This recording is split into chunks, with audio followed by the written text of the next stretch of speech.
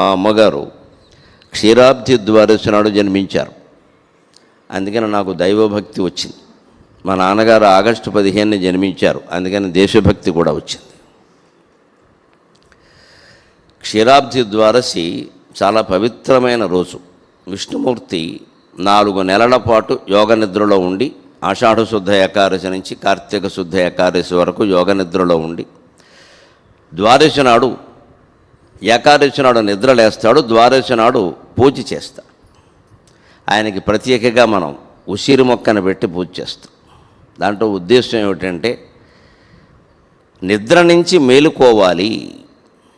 సరిగ్గా రమణ మహర్షి బోధంతా ఈ నిద్ర నుంచి మేలుకోవడమే.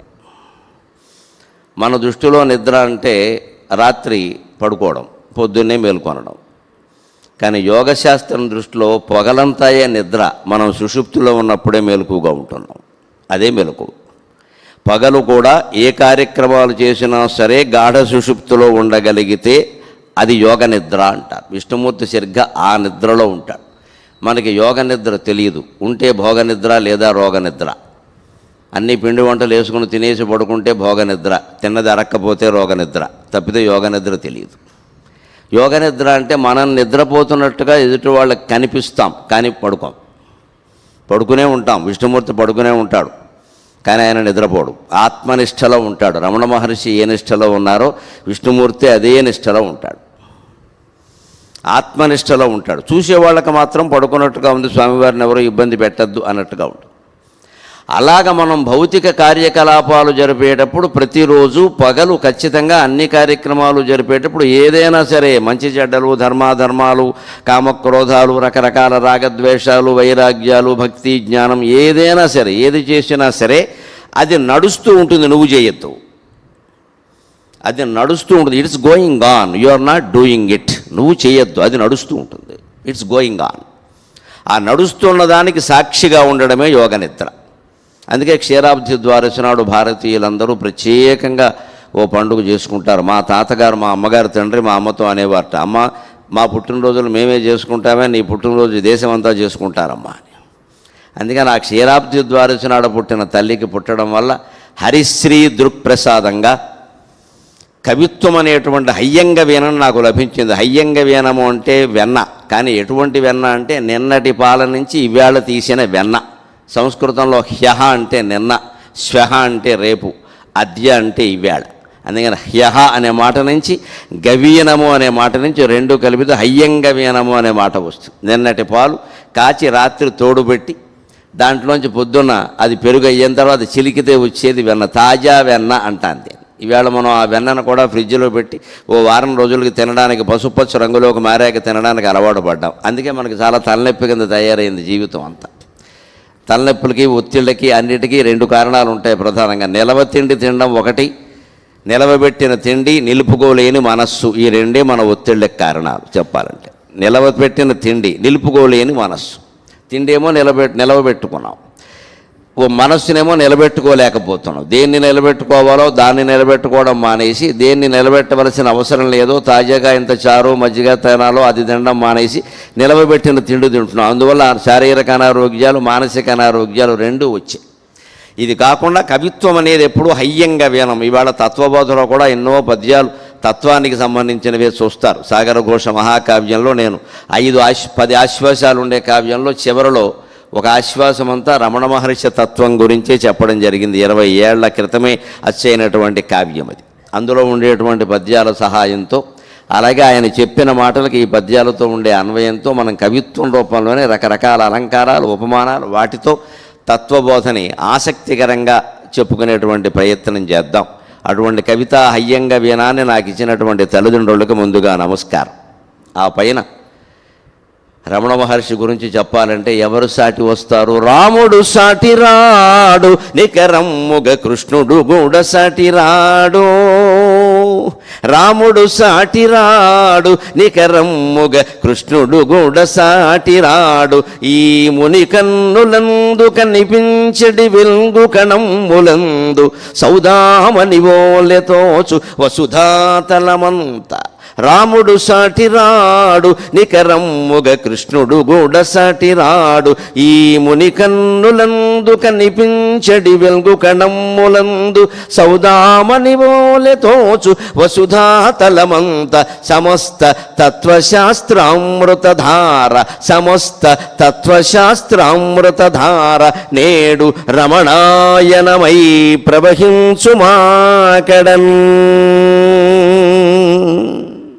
సమస్త తత్వశాస్త్రామృతధార నేడు రమణాయనమై ప్రవహించుమాకడన్.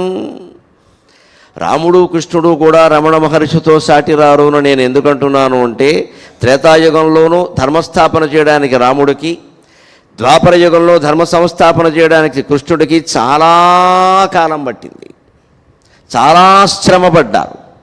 అందులో ఎన్నో మాయలు చేయాల్సి వచ్చింది, వ్యూహాలు పన్నవలసి వచ్చింది. కౌరవ పాండవ యుద్ధంలో పాండవులు గెలవడం అనేది అంత తేలిగ్గా జరగలేదు. భీష్మ వధలో, ద్రోణ వధలో, దుర్యోధనుని యొక్క వధలో, కర్ణుని యొక్క వధలో అన్నింట్లోనూ మనకి రకరకాల సందేహాలు ఉన్నాయి. ఇది ధర్మమేనా, ఇది ధర్మమేనా?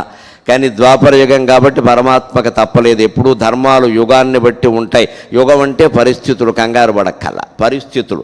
ధర్మాధర్మంలో ఏది ధర్మమో నిర్ణయించాలంటే శాస్త్రాలు నిర్ణయించవు, చట్టాలు కూడా నిర్ణయించవు, కొంతవరకు సహకరిస్తాయి. ఎప్పుడూ ధర్మాన్ని పరిస్థితులు నిర్ణయిస్తాయి. ఆ పరిస్థితుల్లో ఏది ధర్మమో మనకున్న శాస్త్రజ్ఞానంతో, మనకున్న చట్టాల సంబంధమైన పరిజ్ఞానంతో మనమే నిర్ణయించుకోవాలి, మన బుద్ధి విచక్షణతో.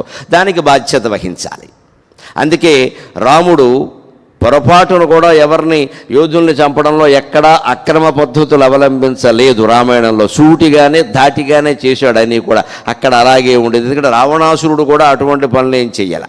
కానీ ద్వాపర యుగంలో పరిస్థితులు మారిపోయినాయి. అందుకని కృష్ణుడు అనేక రకాల వ్యూహాలు పన్నవలసి వచ్చింది. అబద్ధం ఆడించి ఒకరిని చంపవలసి వచ్చింది. కింద భూమిలో కూరుకుపోయినటువంటి రథాన్ని పైకి తీసుకుంటుంటే ఒకరిని చంపవలసి వచ్చింది.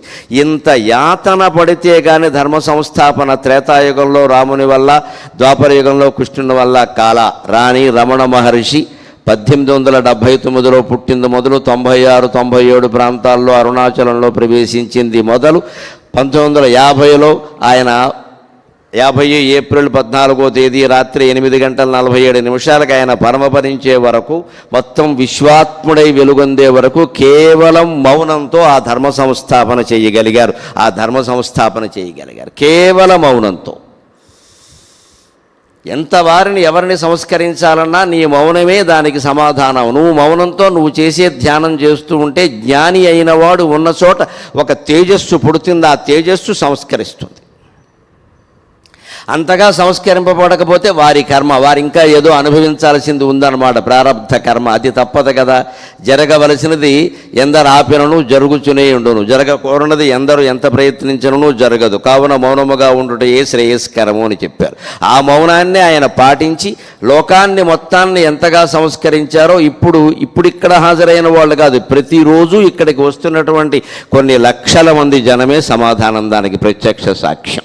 ఒక్క మనిషి, ఒక్క యోగి మౌనంతో ఇంత ప్రపంచాన్ని మార్చగలడనే చరిత్ర బహుశా భారతదేశ చరిత్రలోనే ఉంటుంది. ఇది భారతదేశ చరిత్రలోనే ఉంటుంది. అందుకోసం మనం భారతీయులుగా చాలా గర్వించాలి. అందుకని అంటున్నాను నేను, రాముడు సాటిరాడు నికరమ్ముగ కృష్ణుడు గూడ సాటిరాడు ఈ ముని కన్నులందు కనిపించడి వెల్గు కణమ్ములందు.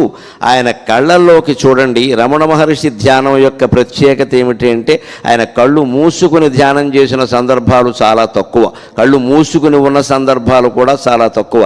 ఆయన మంచం మీద పడుకున్నా సరే మనం పడుకున్నట్టుగా వెళ్ళకిలా ఎప్పుడు పడుకో. ఓ శ్రీమన్నారాయణమూర్తి ఆదిశేషుడి మీద చేయనించినట్టే ఇలా పడుకుంటాడు ఆయన. ఈ తల కింద ఇలా చేయబెట్టుకుని ఎలా పడుకుంటారు ఆయన సహజ భంగిమ అదే. నేనంతా చూస్తూనే ఉన్నాను, నేను పడుకోవడం ఏమిటి అన్నట్టుగా.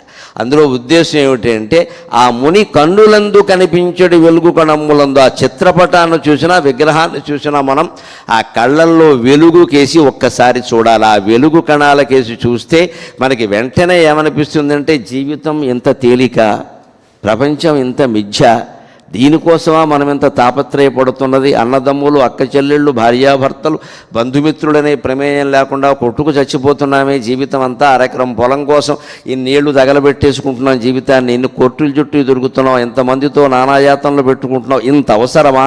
అని ఒక్కసారి ఆ కన్నుల్లో కాంతి చూడగానే మనలో గుండెల్లోకి ప్రసరించిన కాంతి ఒక్క మార్పు తీసుకొస్తుంది.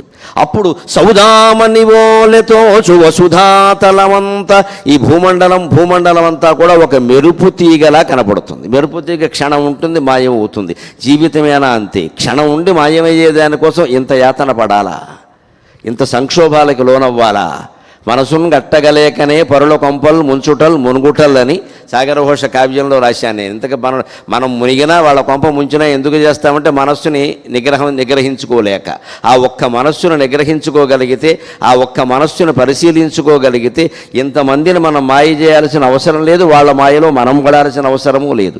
ఈ తాత్పర్యం అంతా ఆయన కళ్ళల్లో వెలుగులో కనిపిస్తుంది.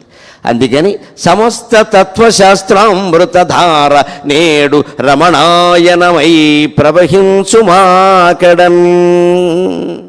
4 వేదాలు, 6 శాస్త్రాలు, 108 ఉపనిషత్తులు, 18 పురాణాలు, 54 ఉపపురాణాలు, రామాయణ భారతాది ఇతిహాసాలు, 100 సంస్కృత కావ్యాలు, ఇంకో 100 తమిళ తెలుగు కావ్యాలు కలిపిన సారం ఏదైనా ఉంటే అది మహర్షి యొక్క తపస్సే. అది రమణాయనమై, రామాయణం బదులుగా రమణాయనమై మన కళ్ళ ముందు ప్రవహిస్తూ ఉంది ఒక మహానదిలాగా. దాన్ని వీలైనంత ఆస్వాదించే ప్రయత్నం చేద్దాం ఈ 3 రోజుల్లోనూ కూడా ఆశ్రమం వారు కేటాయించిన సమయం ప్రకారం. ఇందుకు మనం సత్యాన్ని కనుక్కోలేకపోతున్నాం. ఎప్పుడూ సత్యాన్ని కనుక్కునే విషయంలో మనం విఫలం ఎందుకు అవుతున్నాం అంటే, చిన్న ఉదాహరణ. మన కళ్ళతో అందరినీ చూడగలం, కానీ మన కళ్ళతో మన కంటిని మనం చూసుకోలేం. ఇదే కారణం. ఇది రమణ మహర్షి చెప్పింది. మన కళ్ళతో అందరినీ మనం చూడగలం, కానీ మన కళ్ళతో మనల్ని మనం చూసుకోలేం. దానికి అద్దం ఒకటి కావాలి, కానీ నుయ్యి నీళ్ళైనా కావాలి, ఏదో కావాలి, లేకపోతే చూసుకోలేం. ఆ అద్దంతో సహాయంతో చూసుకున్నా కూడా మన కళ్ళు నిజంగానే అద్దంలో ఉన్నట్టే ఉన్నాయని చెప్పలేం. అద్దం మసిబారిపోయి ఉంటే మన కళ్ళు కూడా మసిబారిపోయి కనిపిస్తాయి. అందుకనే మనల్ని మనం కనుక్కోలేం. ఆ సత్యం ఎవరంటే మనమే. నేను నేను నేను అది ఏదైతే స్ఫురిస్తూ ఉందో అదే సత్యం. అది మనకు ఎందుకు కనపడడం లేదు అంటే అది మనమే కాబట్టి. ఉయ్యాల్లో పిల్లాడిని ఎట్టుకుని ఊరంతా వెతికిందట అని తెలుగులో సామెత ఉంది. ఉయ్యాల్లోనే ఉంది పిల్లాడు. అంతవరకు పోవక్కల్లా ఆధునిక కాలంలో మనం కూడా చూస్తాం. ఒక్కోసారి కళ్ళజోడు కోసం వెతుకుతామండి, అరగంట వెతుకుతాం, కనపడదు. ఎందుకంటే అది మన కళ్ళకే ఉంది. చాలామందికి అనుభవంలో ఉన్న విషయం ఇది. కళ్ళజోడు కోసం వెతుకుతాం, చివరికి భార్యో భర్తో ఉండి అదేమిటి నీ కళ్ళకే ఉంది కదా అంట, ఏమిటో మర్చిపోయా ఉంటాం. ఇలాగే ఉంటుంది. అది అర్థమైతే ఇది అర్థమవుతుంది. ఎందుకు మనకి సత్యం కనపడడం లేదు? మనమే అయి ఉండి కూడా కనపడడం లేదు. మనకు అడ్డంగా ఒకటి ఉంది. ఏమిటది? చేరగనీక సూర్యుని అరచేతులు గప్పిన ఎట్లు, చేరగనీక సూర్యుని అరచేతులు గప్పిన ఎట్లు, కారణాకారణమైన తత్వమును కప్పుచునున్నది విశ్వమన్న బంగారపు మూత యొక్కటి. చేరగనీక సూర్యుని అరచేతులు గప్పిన ఎట్లు, కారణాకారణమైన తత్వమును కప్పుచునున్నది విశ్వమన్న బంగారపు మూత యొక్కటి. నిగారములంగని మోసపోకుమా, నిగారములంగని మోసపోకుమా, సారమిరుంగుమా సారమిరుంగుమా, విమల సత్యముగాంచుటకై తపించుమా. చిన్న ఉదాహరణ. సూర్యుడు ప్రచండంగా వెలుగుతున్నాడు. కొన్ని కోట్ల మైళ్ళ దూరంలో ఉన్నటువంటి సూర్యుడు భూమండలాన్నంతా ప్రకాశింపజేస్తున్నాడు. భూమికి తనకి మధ్యలో ఉన్న అంతరిక్షాన్నంతటినీ ప్రకాశింపజేస్తున్నాడు. కానీ ఒక్క అరచేతిని అడ్డం పెట్టుకుంటే మనకు సూర్యుడు కనపడ్డంలా. అరచేతితో సూర్యకాంతిని ఆపేసేంత గొప్పవాళ్ళమండి మనం.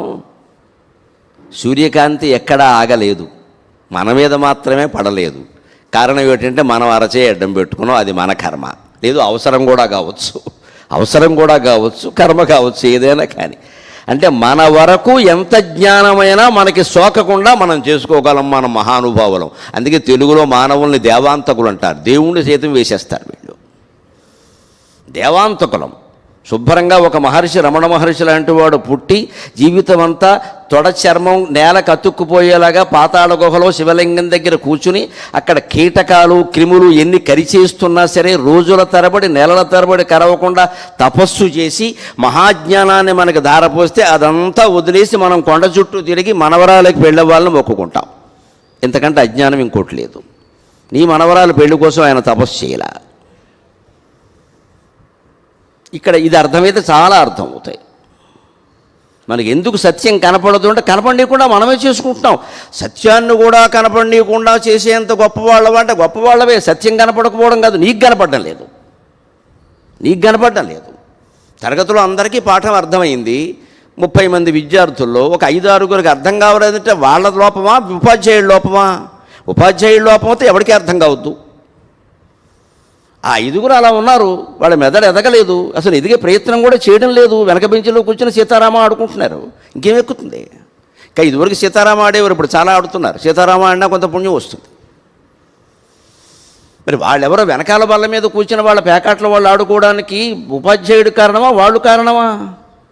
అంటే మనకి సూర్యకాంతి కనపడకపోవడానికి మన అరచేయి కారణం. మన అరచేయి ఎంత గొప్పది అంటే సూర్యుని కప్పేసి ఎంత గొప్పదే, కానీ ఎంతవరకు మనకు కనపడకుండా కప్పుతుంది, ప్రపంచానికి కనపడకుండా కాదు. చెరగని ఇక సూర్యుని అరచేతులు గప్పిన ఎట్లు కారణాకారణమైన తత్వమును కప్పుచునున్నది విశ్వమన్న బంగారపు మూత యొక్కటి.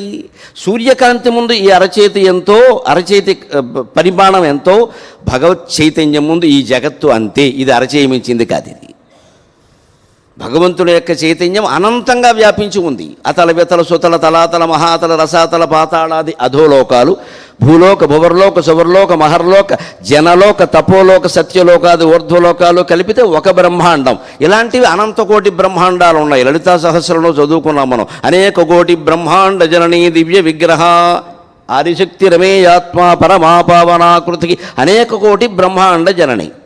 ఈ 14 లోకాలు కలిపితే ఒక బ్రహ్మాండం. ఈ బ్రహ్మాండానికి ఒక బ్రహ్మ, ఒక విష్ణువు, ఒక రుద్రుడు ఉంటారు.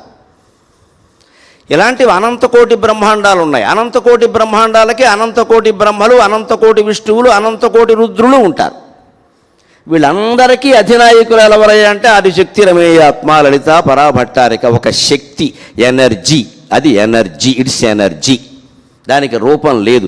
శక్తికి రూపం ఉండదు, విద్యుత్ శక్తికి రూపం లేదు. కానీ ఇక్కడ ఈ బల్బులు వెలగడానికి, ఈ మైకు పనిచేయడానికి, నా మాటలు మీకు చేరడానికి, ఈవేళ ప్రత్యక్ష ప్రసార రూపంలో కొన్ని లక్షల మందికి చేరడానికి విద్యుత్ శక్తే కారణం. అది ఉందా లేదా? ఇక్కడ వైరు ఇలా ఉంది, ఈ వైరులో విద్యుత్ శక్తి ఉందా అంటే కనపడదు. వైరు కోసి వేలు పెడితే బాగా తెలుస్తుంది. ఇక మనం కనపడం, ఒక్క దెబ్బతో తేలిపోతుంది. ఇక మనం కనపడం, చెప్పడానికి కూడా ఉండం ఇక్కడ. మరి విద్యుత్ శక్తి లేకపోతే ఈ పని ఎలా జరుగుతోంది? అంచేది భగవత్ శక్తి ప్రపంచం అంతా వ్యాపించి ఉంది. ఆ విద్యుత్ శక్తిలో మనం వాడుకుంటున్నది చాలా తక్కువే, నిజానికి చాలా తక్కువ నిజానికి. అలాగే భగవత్ శక్తి ప్రపంచం అంతా వ్యాపించి ఉన్నప్పటికీ ఈ బ్రహ్మాండాల రూపంలో వాడుకుంటున్నది చాలా తక్కువ. అత్యతిష్ట దశాంగుళం అని వేదమే చెప్పింది. 10 అంగుళాలయ్యా ఈ విశ్వం అంతా కలిపితే భగవంతుల్లో. ఆయన 100 అంగుళాలు అనుకుంటే అందులో 10% ఇది 10 అంగుళాలు. త్రిపాద్విభూతి యంత్రం అని అన్నవరం సత్యనారాయణ స్వామి దేవాలయం దగ్గర ఉంటుంది. ఎక్కడైనా వెళ్ళినప్పుడు చూడండి తప్పకుండా. ఊరికి దండం పెట్టుకుని పసుపు రాసేసి రావద్దు. అదేమిటి అని అడగండి, చెబుతారు. దానికి పసుపు రాస్తే ఎవరికి కనపడకుండా పాడైపోతుంది. ఏదో గొప్పది కనపడగానే పసుపు కుంకాలు రాసి దాని మీద పడిపోకూడదు. అలాగే ఇక ఎవరికి కనపడవు అవి. అదేమిటని అడగాలి, తెలుసుకోవాలి. త్రిపాద్విభూతి అంటే ఏమిటి?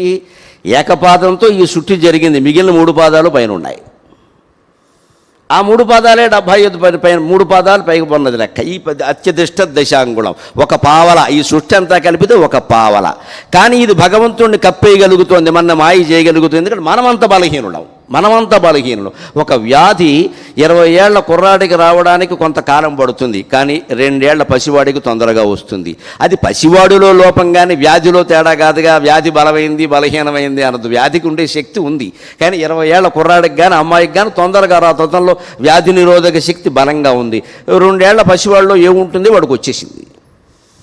అంచేది మనకి సత్యం కనపడకపోవడానికి కారణం విశ్వం. ఇదేంటిది? బంగారపు మూత యొక్కటి. ఇది బంగారం. లోహాలన్నిటిలోకి బంగారం చాలా విలువైంది కదా. ఆభరణాలు చేయించుకుంటే బంగారంతోనే చేయించుకుంటాం కదా. ఎక్కడికైనా అత్యవసరంగా పట్టుకెళ్ళాలి అంటే ఒక చిన్న ఉంగరం ఉంటే చాలు, ఎక్కడైనా తాకట్టు పెట్టచ్చు అనుకుంటాం కదా. అంతెందుకండి, అంతటి రమణ మహర్షి మన కోసం ఇక్కడికి రావడానికి, మహాతపస్సు చేయడానికి ఒక చెవి పోగు ఉపయోగపడిందమ్మా. అది బంగారమే. వాళ్ళ అమ్మగారు నాన్నగారు కలిసి ఉపనయనం చేసి ఆ చెవి పోగు పెట్టకపోతే బహుశా వచ్చేవాడు కాదేమో. ఏమో మనకేం తెలుసు. ఓ చెవి పోగు ఉంది అక్కడ, బ్రాహ్మణ అబ్బాయి కాబట్టి అది పట్టుకుని వచ్చాడు ఆయన. ఇక్కడ వరకు వచ్చాక ఆ మధ్యలో రైలు దిగాడు, ఇంకా రైలు వెళ్ళదేమో అనుకుని. తర్వాత అయితే ఇక్కడికి వచ్చాక ఇంకొంచెం వెళ్ళాలంటే డబ్బులు కావాలి, చేతిలో డబ్బులు లేవు. అది ఎవరికో ఇచ్చారు. వారు అది ఇచ్చి 5 రూపాయలు ఎంతో ఇచ్చారు, మళ్ళీ వచ్చి తీసుకో అన్నారు. ఆ తర్వాత ఆయన కొండ ఎక్కగానే అరుణాచలేశ్వరుణ్ణి చూడగానే ఇంకిక్కడికి వచ్చాను కదా, ఎందుకు మళ్ళీ ఈ కాగితం నా దగ్గర ఉంటే వెళ్ళి తీసుకోవాలనిపిస్తుంది.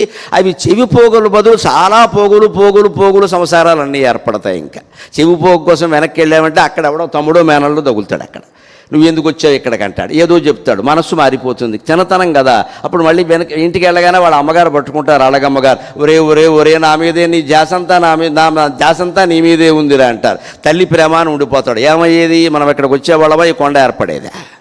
అంచేత చెవిపోగా ఆయన రావడానికి కారణమే. కానీ ఇక్కడ ఉండిపోయి ఇంత మహాతపస్సు చేయడానికి దాన్ని తిరస్కరించడం కారణం. అది గుర్తుపెట్టుకోవాలి మనం.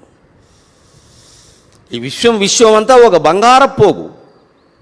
విశ్వమన్న బంగారపు మూత యొక్కటి అని పద్యంలో రాశాను నేను. అది బంగారపు మూత. మామూలు ఇత్తడి మూతో కంచు మూతో అయితే తీసేస్తాం, మళ్ళీ కొనుక్కొచ్చలేదు. బంగారపు మూత. అందుకని విశ్వం బంగారపు మూత. అనేక రకాల ఆకర్షణలు ఉన్నాయి ఇందులో. కామవాంఛలు ఉన్నాయి, అనేక రకాల లోభాలు ఉన్నాయి, డబ్బు ఉంది, కోరికలు ఉన్నాయి, అనేక రకాలు ఉన్నాయి. సుందరమైన ప్రకృతి ఉంది. ఆ ప్రకృతిని అంతా సొంతం చేసుకోవాలని నీ మనస్సు కాంక్షిస్తే అందులో వలలో పడతావు. కాంక్షించకపోతే పడవు. ఇప్పుడు కాంక్షించకపోవడం అనేది నీ చేతుల్లో ఉంది, కానీ ప్రకృతి చేతుల్లో లేదు. చాలామంది పాపం మోసపోయినప్పుడు అంటూ ఉంటారు, ఒక బలహీన క్షణంలో నేను మోసపోయాను. ఆ క్షణం బలహీనం కాదయ్యా, నువ్వే ఆ క్షణంలో బలహీనమయ్యో. క్షణం చాలా బలవత్తరం. నేను ఒక బలహీన క్షణంలో మోసపోయా అంటే ఆ బలహీన క్షణం మీదకి తోసేయడం వ్యవహారాన్ని కుదరదు. అలాగా ఆ క్షణం చాలా బలవత్తరం కాబట్టే మోసపోయాం మనం. అది బలహీన క్షణం అంటే ఎలాగా? ఆ క్షణంలో నేను బలహీనమయ్యానని చెప్పాలి. అబ్బే ఒప్పుకోండి, మన మాటలన్నీ ఇంతే. రైలు ఎక్కుతాం, విజయవాడ స్టేషన్ వస్తుంది. విజయవాడ స్టేషన్ ఇంతకంటే పశ్చాబద్ధం ఇంకోట్లేదు. విజయవాడ స్టేషన్ ఎక్కడికి రాదు, అది జడ పదార్థం. అప్పటి నుంచి ఇప్పటికి వరకు అలాగే ఉంది. విజయవాడ స్టేషన్కి మనం వచ్చాం. ఏం మాట్లాడుతున్నామండి అర్థం లేకుండా? ప్రతిదీ అబద్ధమే. అందుకే మనకి సత్యం కనపడవు. విజయవాడ స్టేషన్ రావడం ఏంటి బుర్రలేన మాట? ఎవడొస్తాడో విజయవాడ స్టేషన్కి మనుషులు వస్తారు. స్టేషన్ వస్తుందా? స్టేషన్ వచ్చింది అంటే కర్త ఎవరు? తెలుగు మాస్టర్ ఉంటే తప్పట్టుకుంటాడు. కర్త తప్పురు అబ్బాయి. స్టేషన్ ఎక్కడికి రాదు కదా, అది ప్లాట్ఫారం, అది జడ పదార్థం. అక్కడికి వచ్చాం. కానీ ఇన్ని కోట్ల మంది అనేక స్టేషన్లో దిగుతూ ఉన్నాం. నేను స్టేషన్కి వచ్చాను అనేవాడిని ఒక్కడిని చూడలేదు నేను, నాతో సహా. పొరపాటున అలా అన్నామనుకో ఈయనకేదో అయిందంటారు. అంటే లోకం ఎలా ఉంటుందంటే అలవాటు పడిన ధోరణిలో ఉంటుంది. అది పిచ్చా మంచా కాదు, ఇక్కడ అలవాటు పడిన ధోరణిలో ఉంటుంది.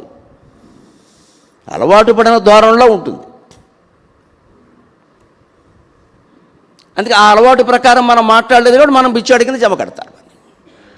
అంతేగాని అది నిజం కాదు. విజయవాడ స్టేషన్ ఎక్కడికి రాదు, ఏ స్టేషన్ ఎక్కడికి రాదు, మనమే ఎక్కడికి ఎడుతూ ఉంటాం కదా. ఇలా మనం తిరిగేసి మాట్లాడుతూ ఉంటాం. ఇక్కడ బలహీన క్షణంలో మోసపోవడం ఏంటి? ఆ క్షణం బలహీనం కాదు, మనమే బలహీనం.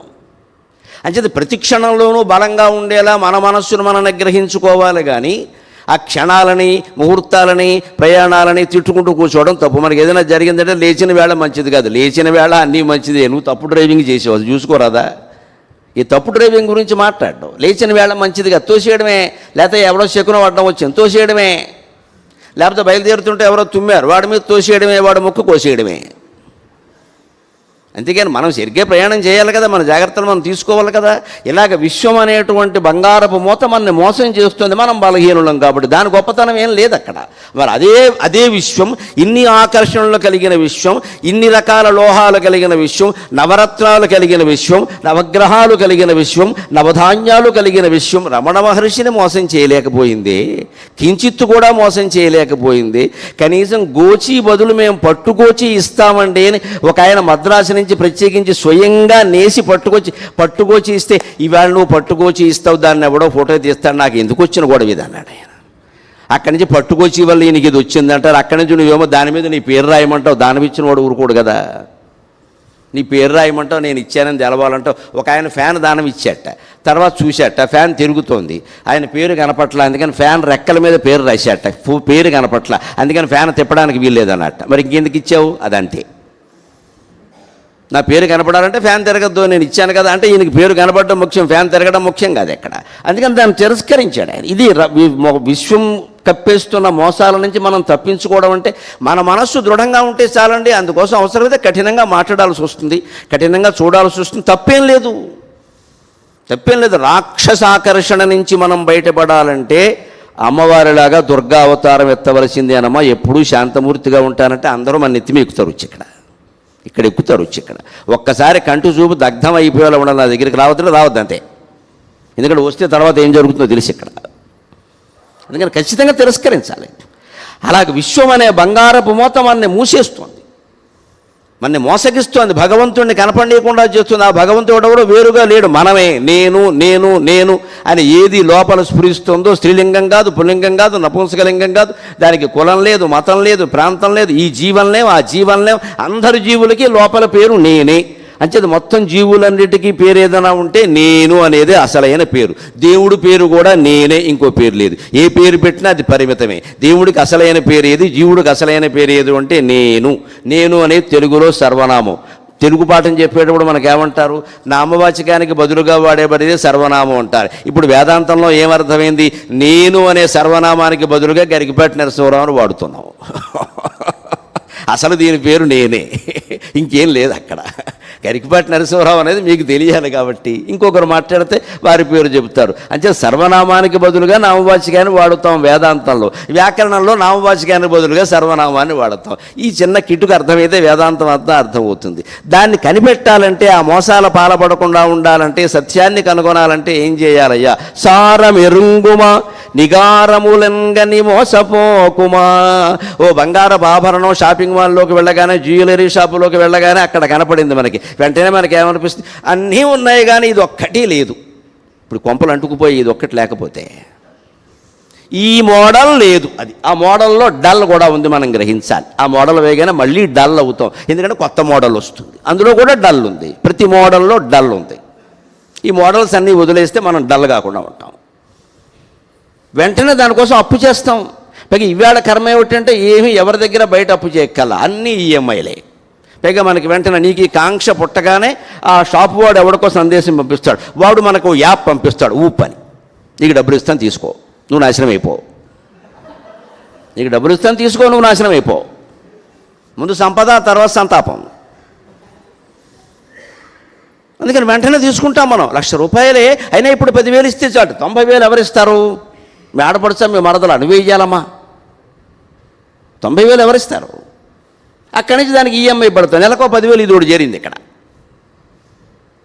అదో బరువు అయింది ఇక్కడ. ఇదే నిగారములను కానీ మోసపోకుమా. ఆ నగ కనపడగానే ఇంతకంటే గొప్పవేవో నాకు ఉన్నాయి కదా, అయినా నాకు వాటి గురించిన స్తోమత లేదు కదా. అయినా నగలను బట్టి మనుషులు గౌరవిస్తారా? పైగా నగలుంటే ప్రమాదం, పట్టుకెళ్ళిపోతారు కూడా ఎవరైనా. ఏ నగలు లేకపోతే సుఖంగా ఉంటాం. ఒక చెవి రింగే బరువు అయిపోయి తీసేసాడు ఆయన, మనం ఇంకెన్ని తీసేయాలి ఇక్కడ. ఇది నిగారములను కానీ మోసపోకుమా. సారమెరుంగుమా విమల సత్యముగాంచుడకై తపించుమా. ఆ విమల సత్యాన్ని చూడడం కోసం నిర్మలమైన తపస్సు చెయ్యాలి. అదేదో ఆయన చేసి చూపించాడు. ఇది కల్పన కాదు, సత్యమును గన్గొన్న చేసిన ఆ తపమ్మే సంకల్ప విహీనమౌ స్థితిని కాంసగజేసెను బాలునొక్కనిన్. ఆయన వయస్సు ఎంత? 1879 నుంచి 96లో ఆయన స్వీయ మరణానుభూతిని పొందే నాటికి ఆయన వయస్సు ఎంత చేస్తే 17 ఏళ్ళు లేవే. ఓటు హక్కు కూడా లేదే, మైనారిటీ కూడా తీరలేదే. బాలుడంటే బాలుడు, యువకుడుంటే యువకుడే, ఏం చెప్పడానికి లేదే. ఆ వయస్సులో మరణానుభూతి ఎవరో బంధువుల్లో పెద్ద ఆయన ఎవరో వెళ్ళిపోతే అసలు మరణం అంటే ఏమిటి అని పడుకుని ఆలోచిస్తే అంత తీవ్రానుభూతి ఆయనకు కలిగిందా? మన కళ్ళ ముందు ఎంతమంది వెళ్ళిపోయారండి, మందయ్య వల్లే ఎంతమంది వెళ్ళిపోయారండి, మన తలనొప్పి తట్టుకోలేక. మనం ఎప్పుడైనా ఆలోచించాం ఈ విషయాన్ని? ఇదే వాళ్ళు వెళ్ళిపోగానే మనం ఏమనుకుంటాం? అది తగిన జాగ్రత్తలు తీసుకోలేదు, అందుకే ఏం జాగ్రత్తలు తీసుకునే వెళ్ళిపోతాడు. ఇది ఉపయోగమేం లేదు ఇక్కడ, ఇది ఉపయోగమేం లేదు. బ్రహ్మదేవుడు సృష్టి అంతా చేశాక, భారతంలో ఉంటుంది చిత్రమైన కథ శాంతి పర్వంలో, సృష్టి అంతా చేసేట విపరీతంగా పెరిగిపోతుంది సృష్టి, ప్రతి జీవరాశి పెరిగిపోతుంది, కోట్లు కోట్లు కోట్లు కోట్లు, ఎక్కడ చోటు లేదు. అంటే మృత్యువు లేదు అప్పటికి, సృష్టి ప్రారంభంలో మృత్యువు లేదు, అంత పెరిగిపోతుంది. ఏం చేయాలో తెలియక ఏడ్చట. ఆ రోదన నుంచి రుద్రుడు పుట్టాడు. రోదన అధ్యాయతే ఇది రుద్రహ అంటారు. ఏం చేయాలి దానికి? చిన్నపిల్లాడు చూడండి, ఒక్కోసారి ఆట ఆడేటప్పుడు ఓ గిన్నెలో ఇంకో గిన్నె, ఓ పెట్టెలో ఇంకోటి ఏదో పెట్టేస్తాడు, అది రాక ఏడుస్తూ ఉంటాడు. ఇక్కడ పెట్టేసింది వాడే, రాలేదంటాడు. లేదా ఒక్కోసారి వాడు ఉన్న గదికి లోపల గడి వేసుకుంటాడు, బయట నుంచి మన్నదీయమంటాడు. లోపల వాడు గడి వేసుకున్నాడు, బయట నుంచి మన్నదీయమంటాడు. వాడు గడి వేసుకున్న విషయం వాడికి కూడా తెలియదు, ఒక్కోసారి కావాలనే చేస్తాడు. అలాగా బ్రహ్మదేవుడు లాంటి వాడు కూడా చేసిన పని ఏమిటంటే, సృష్టి అంతా పెరిగిపోతుంది, ఏం చేయాలో తెట్లా ఏం చేయాలో తెట్లా అని బాగా జుట్టు ఉంది కాబట్టి పీకేసుకున్నాడు, ఏడుతూ కూర్చున్నాడు. రోదనాధ్యాయితే యత్ రుద్ర, ఆ రోదనంలోంచి రుద్రుడు పుట్టాడు. నువ్వేం కంగారు పడకో, నేను చూసుకుంటా అందరి సంగతి, నేను సంహారం కోసం పుట్టా అని ఆయన మృత్యువును పుట్టించాడు. అందుకే మృత్యుంజయుడు అన్న పేరు శివుడికి ఒక్కడికే ఉంటుంది మన పురాణాల్లో, విష్ణువుకు ఉండదు, బ్రహ్మదేవుడికి ఉండదు. మృత్యువుని ఆయన పుట్టించాడు, ఆయన చేతిలో ఉంటుంది. మృత్యుదేవత స్త్రీ అనుకోండి, పురుషుడు అనుకోండి, ఏదైనా దానికి ఏం రూపం లేదు ప్రత్యేకంగా. మృత్యుదేవతను పుట్టి ఈవిడు చూసుకుంటుంది, ఆ సంగతి అంతా వదిలే అన్నాడు. అప్పుడు ఆ మృత్యుదేవత అంతటా, అందరికీ అన్నీ మంచి పనులు చెప్పావు, వాయుదేవుణ్ణి వియ్యమన్నావు, అగ్నిదేవుణ్ణి మండమన్నావు, వంట చేసుకుంటారు, చలిగాచుకుంటారు, వాయుదేవుణ్ణి వియ్యమన్నావు, ప్రజలంతా బతుకుతారు, వరుణదేవుణ్ణి ప్రవహించమన్నావు, ప్రజలంతా సాగునీరు తాగునీరు సేవించుకుంటారు, నా కర్మ ఏమిటి, నాకు అందరినీ చంపే పని చెప్పావు, నన్ను అందరూ తిట్టుకుంటారు కదా, దిక్కుమాలిని మృత్యు అంటారు కదా, దిక్కుమాలిని మృత్యు అంటారు కదా, ఈ తిట్లన్నీ నేను పడాలా, అందుకని నాకు కాస్త మంచి పని చెప్పబోయే, ఈ పని నేను చేయను ఎందుకే. మరి అందరూ అన్ని పనులు చేయాలి కదా. అందుకని బ్రహ్మదేవుడు అలా అంటే అలాగా నువ్వు చెయ్యాలి, అందుకోసమే నిన్ను కన్నాము అంటే, నాకు భయంగా ఉందంటే అని ఏడిచింది ఆ అమ్మాయి కూడా. మరి రోదన నుంచి పుట్టింది కదా, ఆ మృత్యుదేవత కూడా ఏడిచింది. అప్పుడు బ్రహ్మదేవుడు వెంటనే ఆ అమ్మాయి కళ్ళ నీళ్ళ దగ్గర కంటి రెప్పల కింద ఇలా దోసిడి పెట్టేట, ఆ దోసిడి నిండా కన్నీళ్లు పడ్డాయి. వెంటనే అన్నట్టయినా, ఈ దోసిడి కన్నీళ్లలో ఎన్ని కారణాలు ఉన్నాయో మనిషి మృత్యువుకి అన్ని కారణాలు ఉంటాయి, నేను ఎవ్వడూ అనుకోడు, బీ సేఫ్ అన్నాడు. అంతే కూడా, స్కూటర్ ప్రమాదం వల్ల పోయాడు, గ్రహస్థితి దోషం వల్ల పోయాడు, గుండెపోటు వల్ల పోయాడు, అతిగా ఆలోచించడం వల్ల పోయాడు, అసలే ఆలోచించకపోవడం వల్ల పోయాడు, ఏవో రకరకాలు అనుకుంటారు తప్ప మృత్యు వచ్చి పోయాడని ఒక్కడు కూడా అనుకోండి, నీకు ఎందుకు జై హింద్ అన్నాడు. అంతే, ఒకటే లెక్క. ఇప్పటికి కూడా మన అనుభవాలు గమనించండి, వంకర కారణాలు ఏవో ఒకటి చెబుతూనే ఉంటాం తప్పితే వాడు కాలం అయిపోయాడు మనం నిన్నటి వరకు బాగానే ఉన్నాడండి, ఈవేళ పోయాడు, లేకపోతే నిన్న పోయేవాడుగా, అదే మాట. నిన్నటి వరకు బాగానే ఉన్నాడు కాబట్టి ఈవేళ పోయాడు, లేకపోతే నిన్నే పోయేవాడుగా. ఏదో ఒకటి వ్యాఖ్యానించకుండా మనం ఉండలేము. వ్యాఖ్యానంలో 90% అబద్ధమే, మన అజ్ఞానం. అందుకని మృత్యువుకు అనేక కారణాలు ఉంటాయి. అందుకని దాన్ని జయించాలంటే దానికి తగిన తపన ఉండాలి. బాలుడు ఆయన 17 ఏళ్ల వయసులో జయించడం ఏమిటి, తపస్సు ఏమిటి, ఎలా కుదురుతుంది? పైగా పూర్తిగా తెలిసిన వ్యవహారం అని కూడా అనడానికి లేదు. ఒక గురువు లేడు, ఓ గ్రంథం చదివిన దాఖలా లేదు. పోనీ మామూలు చదువులో మార్కులు ఏమన్నా బాగున్నాయంటే అవి అత్యవసర మార్కులే సరిగ్గాను. 135 మార్కులు అవి కూడా తక్కువ వచ్చాయని వాళ్ళ అన్నగారు కోప్పడ్డారు, అనవసరంగా చదివిస్తున్నావు నేను, ఎందుకంటే ఈయన అప్పుడప్పుడు జ్ఞానాన్ని కూర్చునేవాడు అయోమయంగా. అందుకని అవి ఆ చదువులోనూ సరిగ్గా లేదు, ఈ జ్ఞానము ఎవరి దగ్గర పొందిన దాఖలా లేదు. కానీ ఆయన చేసిన తపస్సు ఎటువంటిది? కల్పన కాదు, సత్యమును కనుగొన్న చేసిన ఆతపమ్మె సంకల్ప విహీనమౌ స్థితిని కాంచగజేసెను బాలునొక్కనిన్. స్వల్పమే ఆ తపస్సు 10 జన్మల పెట్టు అరుణాచలమునన్. స్వల్పమే ఆ తపస్సు 10 జన్మల పెట్టు అరుణాచలమునన్. నిల్పుము బుద్ధి శ్రీరమణ నిర్మల తత్వమునన్ ప్రశాంతికై. నిల్పుము బుద్ధి శ్రీరమణ నిర్మల తత్వమునన్ ప్రశాంతికై. ఇది కల్పన కాదు, 100 ఏళ్ల క్రితం మన కళ్ళ ముందు జరిగిన విషయం ఇది. అప్పుడు ఉన్న వాళ్ళందరూ చూశారు కదా, మనం లేకపోవచ్చు, మన తల్లులు తండ్రులు ఉన్నారు, మన తాతలు అమ్మమ్మలు ఉన్నారు, వాళ్ళు చూసే చెప్పారు. అబద్ధం ఎక్కడుంది ఇందులో?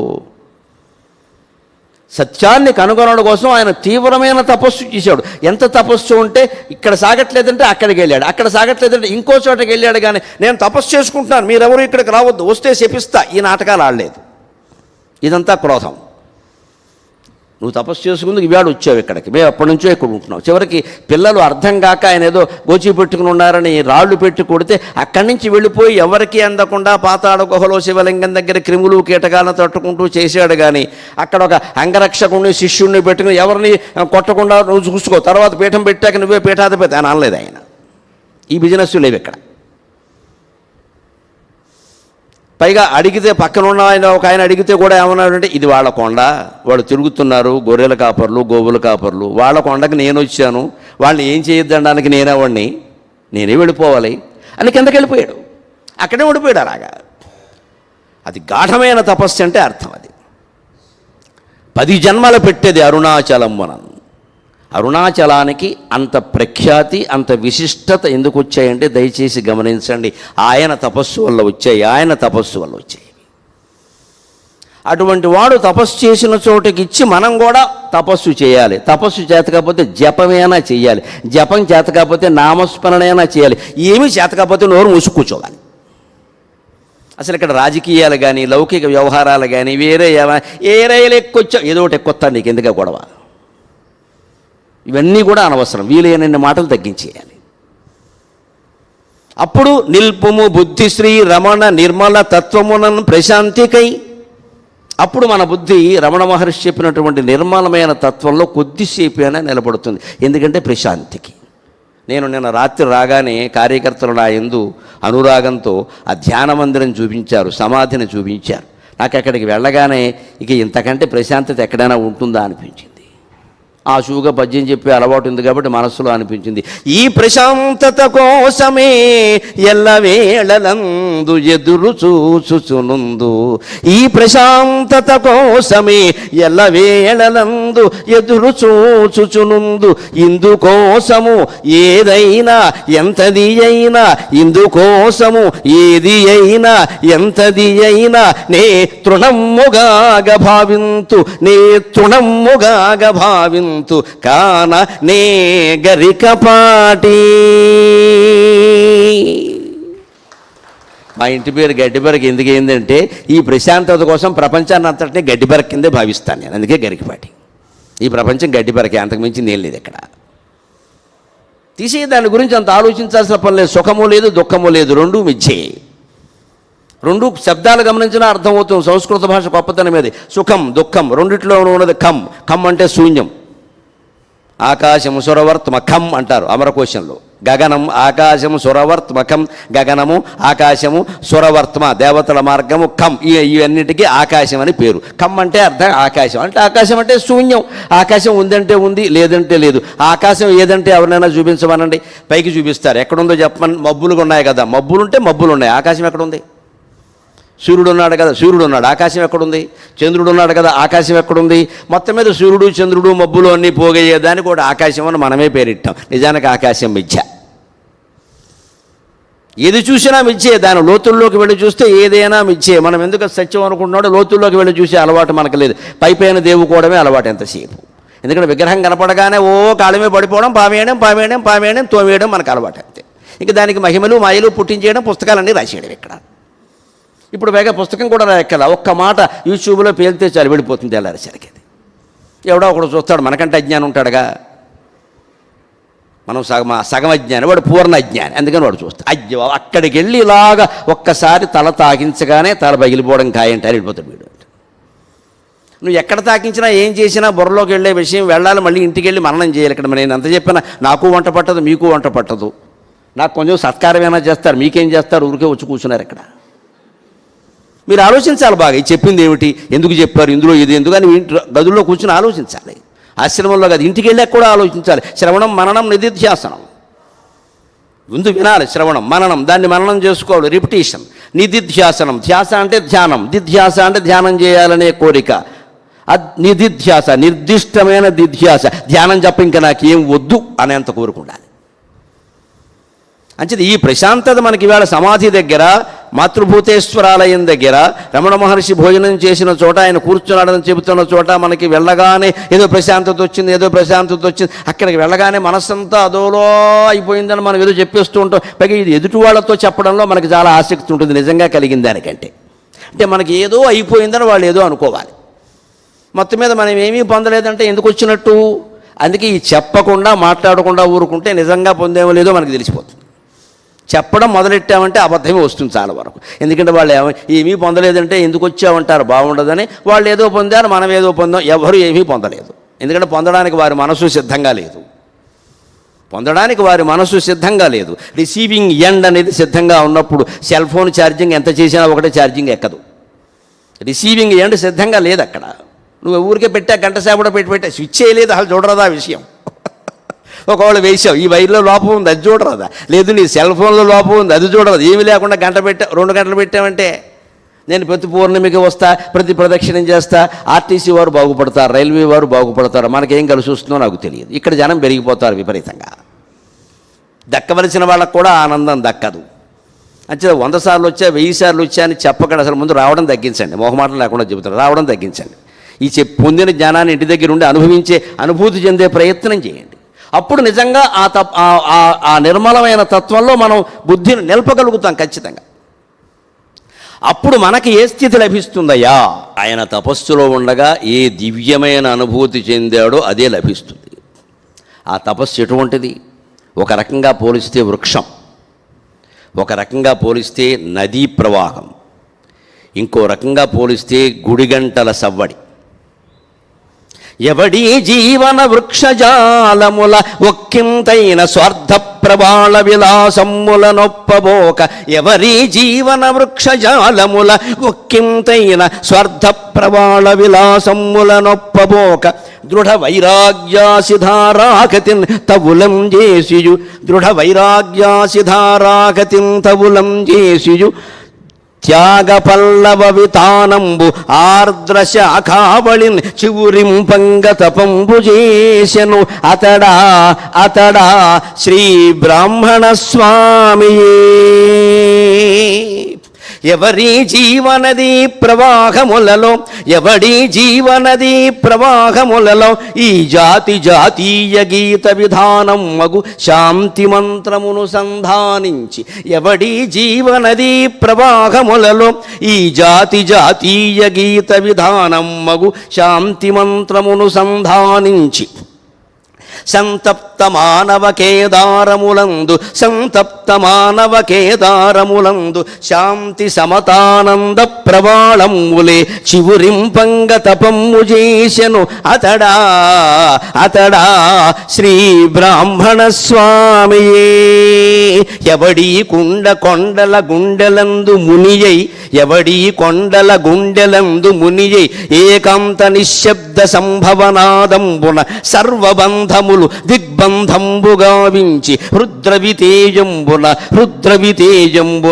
ఎల్ల చీకటుల పరంద్రోలుచున్ జ్ఞానరాశి వరింపంగ తపమ్ము చేసెను అతడా శ్రీ బ్రాహ్మణ స్వామియే. ఆయన తపస్సు 3 విధాలుగా సాగింది. 3 విధాలనేది ఆయనకి తెలియదు, మనం వర్ణించుకునే విధానమే అంతే. అదంతా ఒకటే విధానం. అక్కడ త్రిపుటి ఏకమైపోయింది. చూసేవాడు, చూసే వస్తువు, చూడడం, ఈ 3 ఏకమైపోయినాయి. ద్రష్ట, దృశ్యము, దర్శనము 3 ఏకమైనాయి. ఇదే త్రిపుటి ఏకీకరణ అంటారు. కానీ మనకి తెలుసుకునేలా చెప్పుకోవాలంటే అదొక వృక్షం అనుకోండి. ఎవరి జీవన వృక్షజాలముల ఒక్కింతైన స్వార్థ ప్రవాళ విలాసమ్ముల నొప్పబోక, నా జీవితం అనే వృక్షంలో ఇక స్వార్థం అనే చిగురు చిగురించడానికి వీల్లేదు, త్యాగం తప్ప.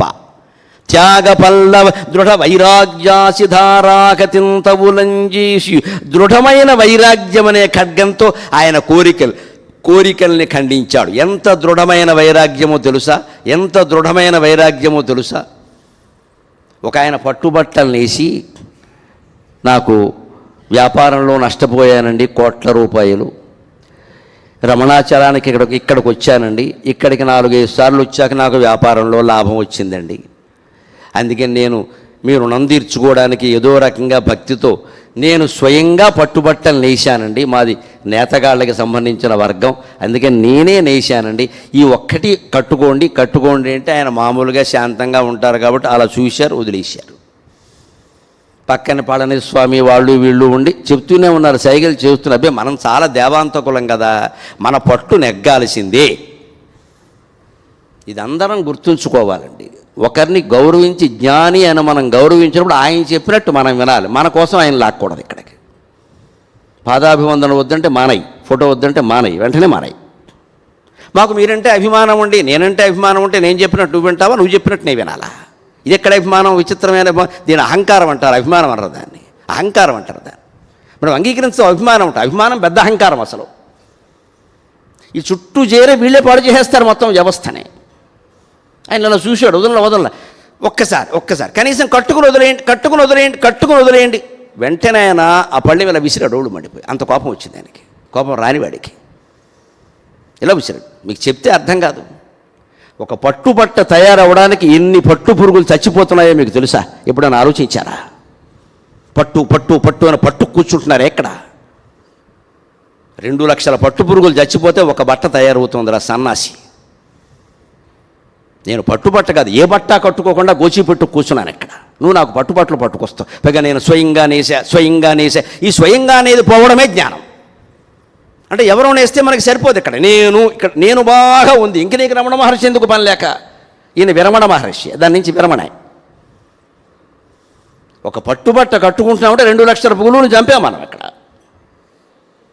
మనం ఎలా ఆలోచిస్తామంటే మనం ఒక్కళ్ళ మానేస్తే ఆగుతుంది ఏమిటి? అంటే 140 కోట్ల మంది ఒక తీర్మానం చేసుకోవాలా పార్లమెంట్లో పట్టుబట్టలు కట్టద్దని. అంతవరకు మనం మానలేమా? ఇది మన ఆలోచనకు సంబంధించిన విషయం. నేను ఈ విషయాన్ని 7-8 ఏళ్ల క్రితం రమణ మహర్షికి సంబంధించిన గ్రంథంలో చదివా. ఆ రోజు నుంచి ఈ రోజు వరకు పట్టుపంచి కట్టలేదు నేను. పట్టుకండు పోవేలా మానేశానంతే. మానేయచ్చు, హాయిగా మానేయచ్చు. ఇప్పుడు నేను మానేసినంత వరకు పట్టు పరిశ్రమలో ఎవరు పేదవాళ్ళు అయిపోలేదు. లోకమే అది నడుస్తూ, అదో మాలోకం, అదో పిచ్చి మాలోకం నడుస్తూనే ఉంటుంది. నీ దారిలో ఉండొచ్చు కదా. మనకు అలా ఉండడం ఇష్టం లేక ఏం చేస్తామంటే మాత్రం అందరూ ఉండాలిగా అంటే నీకు కూడా ఉండడం ఇష్టం లేదు. చెప్పరాదా? మురిక్కాలంలో ఈత కొట్టాలని ఉంది నీకు గంగానే చూపించినా అర్థం కావట్లా. మనకు ఆ మురిక్కాలవే బాగుంది. అందుకని మనం తప్పించుకుందుకు ఏమంటామంటే అందరూ ఉండరు కదా. అందరూ ఉండడం కూడా నీకెందుకయ్యా? నువ్వు ఉండొచ్చు కదా. మనం అలా అనవండి. వెంట మనకి ఏదో చేయాలని ఉంది ఇక్కడ, తప్పైనా సరే దాన్ని అందరూ చేయడంతో సమర్థించుకుంటాం మనం. లోకమంతా అలాగే ఉంది కదా, లోకమంతా అలా లేదు. లేని వాళ్ళు కూడా చాలామంది ఉన్నారు. అధర్మాత్ముల్నే మనం ఉదాహరణగా ఎందుకు తీసుకోవాలి? ధర్మాత్ములు బోళ్ళు మంది ఉంటే. నాకు గోచి పెట్టుకుని ఆయన ఉదాహరణగా కనపడ్డాడు. ఎప్పుడో 8 ఏళ్ల క్రితం ఆయనకి సంబంధించిన నీలంరాజు లక్ష్మీప్రసాద్ గారిని మహానుభావుడు, గొప్ప రచయిత రమణ మహర్షి, జిడ్డు కృష్ణమూర్తి గారు నిసర్గదత్త మహారాజు గురించే పుస్తకాలు రాస్తాడు, ఇంకెవరి గురించి రాయడే. ఆయన ఏకాంతము ఒంటరితనము అని ఒక పుస్తకం రాశాడు. అందులో ఉంది ఈ మాట. అది చూసి నేను ఓయ్ బాబోయ్, ఇందులో ఇంత హింస ఉందా? ఎందుకు వచ్చింది? మానేద్దాం. ఏం మామూలు బట్టలు లేవా? ఒకవేళ ఇందులో కూడా ఏదైనా ఉందని చెబితే అది కూడా మానేద్దాం ఏమిటట? కొంపలంటుకున్నాయి. అది మన నిర్ణయం అండి. దృఢ వైరాగ్యం అంటే ఇదేనమ్మా. ఖచ్చితంగా కాదు అని చెప్పగలగాలి. ఇవాళ మన వాళ్ళకి, ముఖ్యంగా తెలుగు వాళ్ళకున్న పెద్ద బలహీనత, దీన్ని కాదని అనలేము మనం. ఏమిటో అడిగితే కాదని లేకపోయాం, ఖచ్చితంగా కాదని చెప్పాలి. మన వల్ల కాని పనులు మన నెత్తి మీద పెట్టుకోకూడదు. ఉపకారమైనా సరే, ఇక అపకారం సంగతి చెప్పక్కల. ఉపకారమైనా సరే మన వల్ల కాదు. మనకి ఇప్పటికే పనులు భారం చాలా ఉంది. ఇంట్లో పని, ఉద్యోగం పని, ఇంకెంతమందికి ఎన్ని చేస్తామండి? మనం మంచి పుస్తకం చదువుకోవాలా, జ్ఞానం పొందాలా, ఇంకా పెంచుకుంటూ ఉంటాం ఊరికే. చెప్పేయాలి ఖచ్చితంగా, మా వల్ల కదమ్మా మీరు చేసుకోండి, ఏమనుకోకండి అని చెప్పాను. తెలుగులో చెప్పడం మొహమాటం అయితే డోంట్ థింక్ అదర్వైజ్ అంతే. డోంట్ మైండ్ అంటే నాకు అప్పుడప్పుడు మైండ్ లేదేమో అనిపిస్తూ ఉంటుంది అసలు. అందుకే ఏదో don't mind, don't think otherwise, bold పదాలు ఇంగ్లీషులో ఉన్నాయి. తెలుగులో చెప్పలేని మాటలన్నీ, పనికిమాలిన మాటలన్నీ ఇంగ్లీషులో చెప్పచ్చు హాయిగాను. ఏదో అయిపోయాయి, మనకు సమయం కలిసి వచ్చింది. ఊళ్ళో వాళ్ళ పనులన్నీ నెత్తి మీద పెట్టుకుని చివరికి ఏది చదవడానికి కూడా అవకాశం లేక 70 ఏళ్ళు రాకుండా పైకి వెళ్ళిపోయాక చేసేది ఏమిటి? మళ్ళీ ఒక్కొక్క పొందయి పుట్టడం తప్ప అప్పుడు చదువుతామా? దృఢ వైరాగ్యం అంటే ఇదే. మనకు ఉన్న వైరాగ్యాన్ని మనం ప్రకటించాలి. నేను ఒప్పుకోను అని గుడ్లు ఎర్ర చేస్తే వాళ్ళు పక్క వెళ్ళిపోతారు. ఆ గుడ్లు ఎర్ర చేయడం కూడా ఒక నటనే. ఆయన కోపం వచ్చింది ఏమిటి అనొద్దు, కోపాన్ని తెచ్చుకుంటారు. రామాయణంలో వాల్మీకి చెబుతాడు, రాముడికి కోపం రాదుట, తెచ్చుకుంటాడు. కోపం తెచ్చుకోకుండా రావణాసురుని ఎలా చంపుతారండి? సంతోషంగా చంపుతారా, సంతృప్తిగా చంపుతారా? తీవ్ర బాణం వేసి రావణాసురుడు లాంటి వాడు పోవాలంటే కోపం రావాలంటే తెచ్చుకోవాలి. మనమేనా అంతే. కోపం దానంతటా అది రాకూడదు. వచ్చిందంటే మనం బలహీనమయ్యాం. కానీ తెచ్చుకోవాలి. అమ్ముల పొదులోంచి అస్త్రాన్ని లాగినట్టే కోపాన్ని లాగాలి. అవి బాణం వేసాక వదిలేసినట్టే వదిలేయాలి ఆ విషయాన్ని. ఇంకా లోపల పెంచి వేసుకుని కక్ష పెంచుకుంటే మనకి బీపీ వస్తుంది ఇక్కడ. అప్పుడు ఆ అస్త్రం మన మీదే పనిచేసింది. అంటే కోపాన్ని ప్రదర్శించాలి. కొంతమంది మీద కోపం ప్రదర్శించకపోతే పనులు అవ్వవు. మందలించాలి, లేదా వదిలే ఆ విషయాన్ని, వెంటనే వదిలేయి. అది దృఢ వైరాగ్యం. త్యాగపల్లవ వితానం భార్ద్రశాఖావళింతగులం చేసియు, ఆ చెట్లకి జీవితం అనే వృక్షానికి ఉండేటువంటి కాంక్షలని తుంచేసి త్యాగం అనే చిగురించేలా చేశాడు ఆయన. అలాంటి తపస్సు చేశాడు. మనం కూడా ఆ కోరికల్ని జయించగలిగితే, కోరికల్ని కనీసం తగ్గించుకోగలిగితే అది చేయగలుగుతాం. ఎవడి జీవ నది ప్రవాహములలో ఈ జాతీయ గీత విధానం మగు శాంతి మంత్రమును సంధానించి సంతప్త మానవ కేదారములందు శాంతి సమతానంద ప్రవాళమ్ములే చివురింపంగ తపమ్ము చేసెను అతడా శ్రీ బ్రాహ్మణ స్వామియే. అప్పట్లో ఆయన్ని బ్రాహ్మణస్వామి అనేవారు. తర్వాత నా కావ్యకంఠ గణపతి మణి గారు వచ్చాక భగవాన్ రమణ మహర్షి అని పెట్టాక అందరూ అలా పిలవడం మొదలుపెట్టారు. ఆయన ఏదీ పట్టించుకోవాలి. ఈ రమణ మహర్షి అన్నప్పుడు ఆయన ఏదో పద్మశ్రీ బిరుదంలా ఏం భావించలేదు. ఆయన బ్రాహ్మణస్వామి అన్నా ఏమనుకోవాలా, వెంకటరామన్ అన్నా ఏమనుకోవాలి, ఏదో పేరు ఉండాలి కదా అని వాళ్ళు పిలుస్తారు పో అని వదిలేశారు అంతే. బాలస్వామి అన్నా ఏమనుకోవాలి, ఏదో ఎవరు పిలవడానికో పేరు ఉండాలి కదా, ఏముంది దానికి అనే వదిలేశాడు. మన పేరు గురించి కూడా మనం అంత తేలిగ్గానే తీసుకోవాలి. దాని గురించి అంత పట్టుదలకి పోవాల్సిన అవసరంలా, ఆ ఊరు పేరు లేకుండా అనామకంగా ఉండిపోగలిగిన వాడికే ఆత్మజ్ఞానం చాలా సులభంగా లభిస్తుంది. మనం ఎక్కడికి వెళ్ళినా సరే మనం అక్కడ ఫోటోలు ఎందుకు దిగుతామంటే ఈ పేరు కోసం, ప్రతిష్ట కోసం. పవిత్రమైన రమణ మహర్షి ఆలయం దగ్గరికి వచ్చి ఇక్కడ మనం ఫోటోలు మనం నిలబడి దిక్కకూడదు అసలు. దాన్ని తీసుకుని వెళ్ళిపోవచ్చు కావాలంటే వారు అనుమతిస్తే. అది కూడా అక్కడ ప్రొహిబిటెడ్ అంటే ప్రొహిబిటెడ్, తీసేయి. కానీ మనం ఏమనుకుంటాం, ఓ గుడి దగ్గర పక్కన నిలబడతాం, అది గుడి, మనం ఇక్కడ వల్లకట్లో ఉంది, మన ముఖం ఎక్కడ. మనం లేకపోతే నష్టమా? పైగా ఫోటో చూసినప్పుడల్లా మనమే గుర్తొస్తాం, గుడి గుర్తురాదు మనకి. ఏమిటో ఇంకో చీర కట్టుకోవలసింది, మంచిది. గుడి పోయింది, ఇంక నువ్వు ఫోటో ఎందుకు తీసావు ఇక్కడ? అంతే. ఫోటో నిజంగా మనం చూడాలంటే మనం ఉండకూడదండి అక్కడ. అహం లేకపోవడం అంటే అదే. మన గొప్పవాళ్ళు ఎవరన్నా కనపడినప్పుడు కూడా ఫోటో దిగుతాం, వాళ్ళని తీయండి, వాళ్ళ పక్కన మనం నుంచోవాలి, వాళ్ళ భుజం మీద చెయ్యాలి. రేపొద్దున కంపెనీ పెట్టి మూసేయాలి, వాడికి అప్రతిష్ట రావాలి. వాడు కంపెనీ మూసేసారంటే వీడు గరికిపట్టి వారితో ఫోటో దిగాడంటే ఇప్పుడు నన్ను వేస్తారు అక్కడ. మరి ఇప్పుడు ఫోటో దిగే వాళ్ళు అందరూ ఏం కంపెనీలు పెట్టారో మాకు తెలియదు కదా, ఎలా ఉంటారో. ఇది మనమే ఆలోచించుకోవాలి. ఎందుకంత పక్కన నుంచి ఫోటో దిగాలనుకుంటున్నాం, అవసరం ఏంటి? అంత ఆరాధ్యుడుగా భావిస్తూ దూరం నుంచి తీసుకో, లోపల పెట్టుకో. మన అహం అండి ఇదంతా, కనిపించిన అహం ఇది. దీన్ని అభిమానం అంటాం, మన అభిమానం కాదు, ఇది అహం. అపివలసిందే మొత్తం అంతా. ఇది ఏదున్నా కూడా జీవనది ప్రవాహంలో శాంతి ఉండదు. అహం ఉన్నంతకాలం శాంతి ఉండదు. అది ఆయనకి లేదు. అందుకని ఆయన ఎవరిని పక్కన, ఆ కాలంలోనే ఎంతోమంది మహానుభావులు, జిడ్డుకృష్ణమూర్తి గారు లాంటి వాళ్ళు అందరూ ఉన్నప్పటికీ వాళ్ళు ఎవరినీ కలిసే ప్రయత్నం ఈయన చేయలేదు. వాళ్ళెవరూ తన దగ్గరికి రావాలని కోరుకోలేదు. ఇవాళ జ్ఞానులు లేకపోతే యోగులు, పీఠాధిపతులు అన్నవాళ్ళు అలా ఉండగలుగుతున్నారా? ఎవరు వస్తారా అని చూస్తున్నారు. నమశివాయ రావడానికి ఏర్పాట్లు కూడా చేస్తున్నారు. మరి ఈయనైతే ఎలా ఉన్నాడు? దృఢ వైరాగ్యం అంటే రాష్ట్రపతి గారికి మిమ్మల్ని చూడాలనుందండి, తగిన ఏర్పాటు చేస్తారు, ప్రత్యేక విమానం అక్కడికి రమ్మంటున్నారు అంటే ఆయనకి నన్ను చూడాలని ఉందా? నాకు ఆయన చూడాలని లేదు అన్న మహావిరాగి రమణ మహర్షి. ఉండగలగాలి అలాగా. మనకి రాష్ట్రపతి అక్కర్లేదండి, రంగంపూడి సర్పంచ్ పిలిస్తే జల వెళ్ళిపోతాం వెంటనే పరిగెట్టు. అదే వైరాగ్యం అని. రానే వెళ్ళిపోయి ఆయనకి రావాలంటే చూడాలంటే ఆయన రమ్మను, నేను ఎందుకు వెళ్ళడం? వారే వచ్చారు, రాష్ట్రపతి వచ్చారు, ఉపరాష్ట్రపతి వచ్చారు, అంతా చూసుకుని వెళ్ళారు, వెళ్ళారు. మైసూరు మహారాజు లాంటి వాడు నాకు ప్రత్యేకోపదేశం కావాలంటే రమణ మహర్షి చెప్పిన మాట మా గుండె పగిలిపోతుంది. నిజంగా జ్ఞానం ఉన్నవాడికి నాకు ప్రత్యేకోపదేశం కావాలంటే ఏ ప్రత్యేకత లేకపోవడమే నా ఉపదేశం అన్నాడు ఆయన. నువ్వు ప్రత్యేకోపదేశం అంటావేమిటాయి? ప్రత్యేకత ఉందరే కదా నేను చెబుతున్నది. అందుకే మనం దేవాంతకులం అండి, మహానుభావులను మార్చేస్తాం మనం. అంటే ఆయన ఒక్కడిని ప్రత్యేకంగా పిలిచి ఏదో బ్రాహ్మణ అబ్బాయికి ఉపనయనంలో గాయత్రి మంత్రం తండ్రి చెవిలో చెప్పినట్టుగా, అప్పుడు పళ్ళెం వాయించి ఎవరికీ చెప్పకుండా చెప్పినట్టుగా చెవిలో చెప్పాలి. అప్పుడు ఈయన నా ఒక్కడికే చెప్పారు, ఇది ఎంత అహమో ఇది. అందరికీ చెప్పడం మనకి ఇష్టం లేదు. ఇదంతా అహమే. ఇన్ని రకాలుగా అహం అనే రాక్షసి మనలో ఉండి నాట్యం చేసేస్తూ ఉంటే మనం అరుణాచలం నెల రావడం ఎందుకంటే పని లేక ఆయనకి తలనొప్పి, మనకి తలనొప్పి. ఈ అహం ముందు ఎదుర్కోవాలి. ఇక్కడ నేను వెళ్ళాను, నేను చూశాను, నాకేదో జరిగింది, నన్ను చూసి ఎందుకు నేను నాది రెండు వదిలితేనే శాంతి. ఈ జీవనది ప్రవాహంలో జాతీయ గీత విధానమైన శాంతి మంత్రాన్ని సంధానించాడు ఆయన. శాంతి శాంతి శాంతి. 3 సార్లు ఎందుకంటామంటే సత్వగుణం శాంతి, రజోగుణం శాంతి, తమోగుణం శాంతి. 3 తీసేస్తేనే శాంతి శాంతి శాంతి. ఆ ఓంకారం మిగులుతుంది. 3 శాంతుల్లో 3 పోతాయి. 3 గుణాలు శాంతించాలి. సత్వగుణం అన్నా కూడా ప్రమాదమే, అది మళ్ళీ చాదస్తంగా మారుతుంది, లేదా సాత్విక అహంకారంగా మారుతుంది. నేను చూసినన్ని గుళ్ళు ఎవరూ చూడలేదు, నేను విన్నన్ని ప్రవచనాలు ఎవరూ వినలేదు, ఇది కూడా అహంకారమే. ఈయన ఏం చేసావో చెప్పరాదా అని చూసి కాపీ రాసుకుంటా ఇక్కడ కూర్చుని చూసిరాత. సత్వగుణం కూడా అహంకారం కింద మారుతుంది, చాదస్తం అవుతుంది. లేకపోతే అలా అస్తమాను పెడుతూ ఉండం, అస్తమాను పసు పెడుతూ ఉండం, అస్తమాను అక్కడ ఏదో చేస్తూ ఉండం, ఇన్నిసార్లు వెళ్ళామని చెప్పుకుంటూ ఉండం. ఇది చాదస్తం అంటే.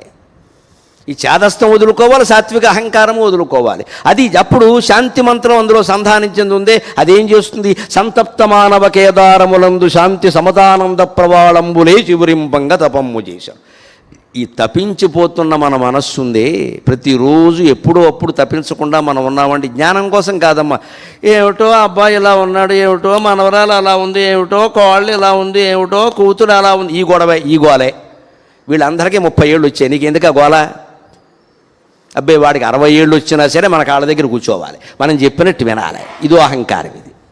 పైగా మా వాడి మీద చాలా ప్రేమ, అంత ప్రేమ వద్దనే వేదాంతం చెప్పింది. దాన్ని ప్రేమ అనరు, వ్యామోహం అంటారు. ఈ ప్రేమ ధృతరాష్ట్రుడి జీవితాన్ని సర్వనాశనం చేసింది. 100 మంది కొడుకుల్ని చంపినటువంటి భీముడు అన్నం పెడుతుంటే పాండవుల దగ్గర 15 ఏళ్ళు బతికాడు ఆ దౌర్భాగ్యుడు. ఇంతకంటే దౌర్భాగ్యం ఉందా జీవితం? వీడికంటే దుర్యోధనుడే అదృష్టవంతుడు. పోయేది ఏదో పోయాడు, చేసినవాడు పోయాడు, వాడిని సమర్థించినవాడు మిగిలిపోయాడు. ఎక్కడ పాండవు? పైగా ధర్మరాజు చాలా తెలివి అని వాడు భీముడిని పెట్టమన్నాడు. కుకింగ్, క్యాటరింగ్, వడ్డన అంతా భీముడు. వాడు వీడి ఏ చేత్తో వీడు 100 మంది కొడుకులను చంపాడో ఆ చేత్తో అన్నం పెడితే తినే కర్మ ధృతరాష్ట్రుడికి. 1 ఏడాది 2 ఏళ్ళు కాదమ్మా, 15 ఏళ్ళు. ఈయన కట్టుకున్న పాపానికి మహాసాధ్వి గాంధారికి కూడా అదే కష్టం వచ్చింది. ఆవిడ ఏ తప్పు చేయాల. దుర్యోధనుడు వదిలేయమని చిన్నప్పుడే చెప్పింది ఆవిడ. కన్న తల్లి ఉండి 8 ఏళ్ల వయసులో వీడిని అవతల బారేస్తావా, నన్ను బారేయమంటావా అని చెప్పింది ఆవిడ. వ్యాసభారతం చదివితే అర్థమవుతుంది. నేను బారేస్తాను, నాకు అనుమతి, ఊరుకో అన్నాడు. నువ్వు లోపలికి వెళ్ళిపో అన్నాడు. లోపలికి వెళ్ళిపోయింది ఆవిడ. ఇంత మూర్ఖంగా ఉంటారు మనుషులు. ఇప్పుడు మనకి బంగారపు మూత కనపడి మనకు వ్యామోహంలో చిక్కడానికి మనమా కారణమా, మూత కారణమా, లేదా జ్ఞానం అందకపోవడానికి జ్ఞానం కారణమా, మనం కారణమా? సంతప్త మానవ కేదారం. పంట భూమి పొలం పండడానికి సిద్ధంగా ఉన్నప్పుడు జ్యేష్ఠమాసంలో బాగా ఎండిపోయి ఉంటుంది. ఆషాఢ మాసంలో తొలకరి తొలిచినుకు పలకరింపులకు పులకరించిన పొడమి తల్లి సోయగంబునం బోలి అన్నట్టుగా ఒక్కసారి 4 చినుకులు పడగానే ఒక సుగంధం వస్తుంది. గమనించండి, ఆషాఢ మాసం తొలివాన పడగానే వస్తుంది. ఆ తొలకరి తొలి చినుకులు పడగానే భూమి నుంచి వచ్చే సుగంధం ఎంత అందంగా, ఎంత ఆఘ్రాణించే విధంగా ఉంటుంది అంటే, సరిగ్గా పుట్టిన బిడ్డ 3 నెలలు దాటకుండా అతని మెడ దగ్గర, ఆ పిల్ల మెడ దగ్గర మనం అలా ముక్కు పెట్టి ఆఘ్రాణిస్తే అదే సుగంధం వస్తుంది. పసిబిడ్డ ఇంకా ఉయ్యాలలోంచి దిక్కకూడదు. ఉయ్యాలలోంచి దిగితే అయిపోయినట్టే, పాదాలకు మట్టి అంటేసింది. ఉయ్యాలలోంచి దిక్కకుండా కేవలం తల్లి ఒళ్ళోనే ఉంటే ఆ పసిబిడ్డను అమ్మాయి అయినా అబ్బాయి అయినా ఈ మెడ దగ్గర ఒక్కసారి వాసన చూస్తే అద్భుతమైన సుగంధం ఉండి అమృతం సరిపోద్ది అనుభూతం. సరిగ్గా నేలతల్లి నుంచి అదే సుగంధం వస్తుంది ఆషాఢ మాసంలో. అలాగ నిర్యలు వారిన భూమి మీద తొలకరి తొలిచినుకులు పడగానే ఎలా భూమి పులకరిస్తుందో, సంతప్తమైన తాపత్రయాగ్ని సంతప్త సమాహ్లాదన చంద్రిక, తాపత్రయం, మన అనేక రకాల తాపత్రయాలనే అగ్నితో మాడిపోయినటువంటి మా హృదయాన్ని తప్పింపజేసేటువంటి చంద్రిక, వెన్నెల ఎవరయ్యా అంటే అమ్మవారు అన్నారు లలితా సహస్రంలో. తాపత్రయాగ్ని సంతప్త సమాహ్లాదన చంద్రిక. అలాంటిది తపస్సు ఈయన చేసింది.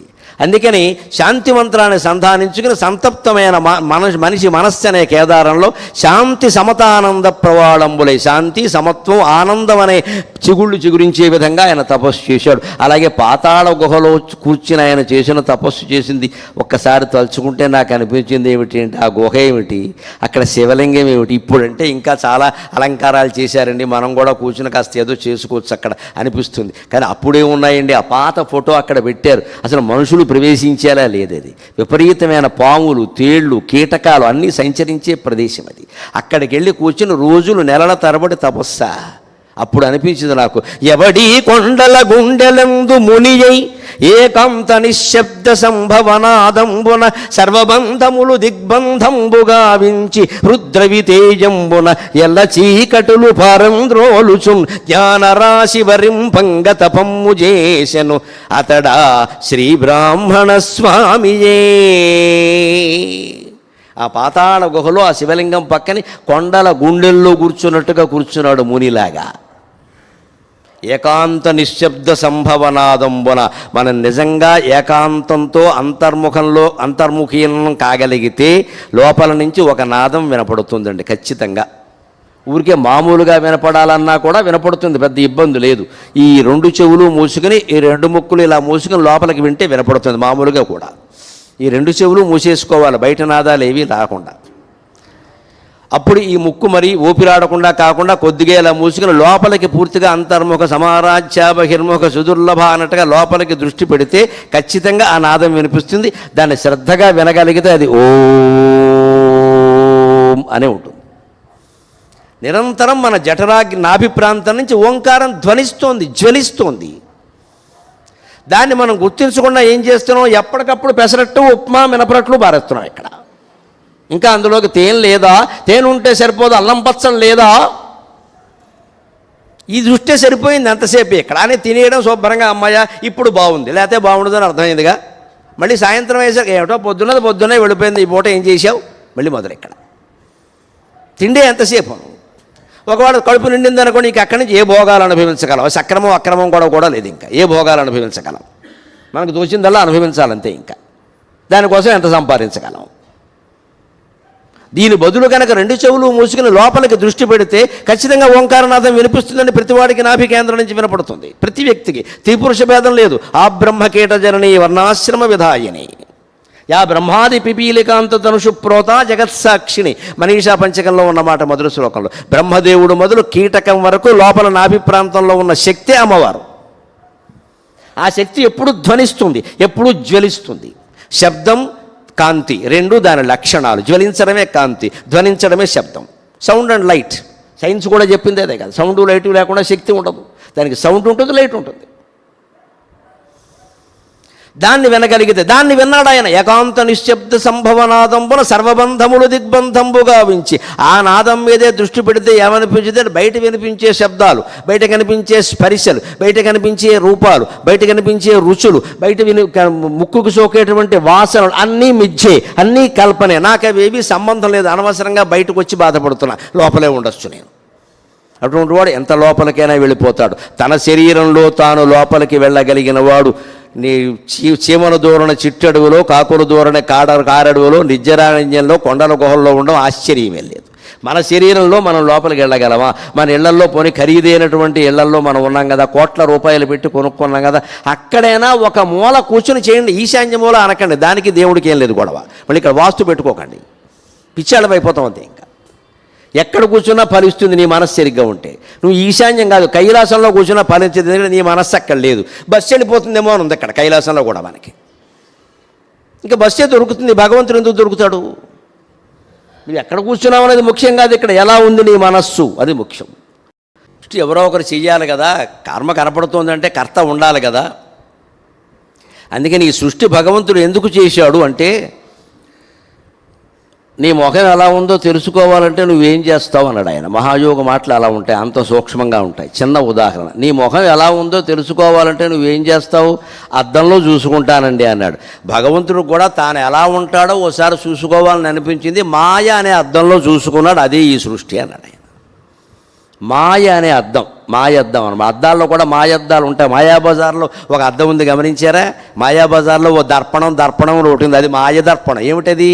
అక్కడికి వెళ్ళి ఎవరి నుంచి ఉంటే వాళ్ళ మనస్సులో ఉద్దేశాలు బయటపడతాయి, అది మాయదర్పణమేగా.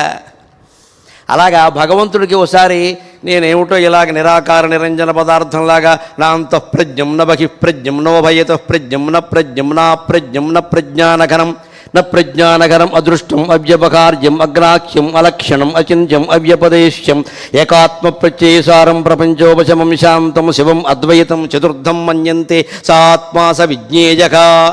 ఇలా ఉండిపోయాను నేను, ఏమిటిది, నన్ను నేను చూసుకోవద్దా అని ఒక్కసారి మాయ ప్రయోగించాడు ఆయన. ఆ మాయే పార్వతి, ఆ ఆత్మజ్యోతే పరమేశ్వరుడు. ఆ మాయే సీతాదేవి, ఆ ఆత్మజ్యోతే శ్రీరామచంద్రమూర్తి. ఆ మాయే లక్ష్మీదేవి, ఆ ఆత్మజ్యోతే శ్రీమన్నారాయణమూర్తి. మన దేవతల పేర్లు ఉద్దేశాలు అవే ఉద్దేశం. నువ్వు ఏదనుకున్నా మంచిదే ఇక్కడ.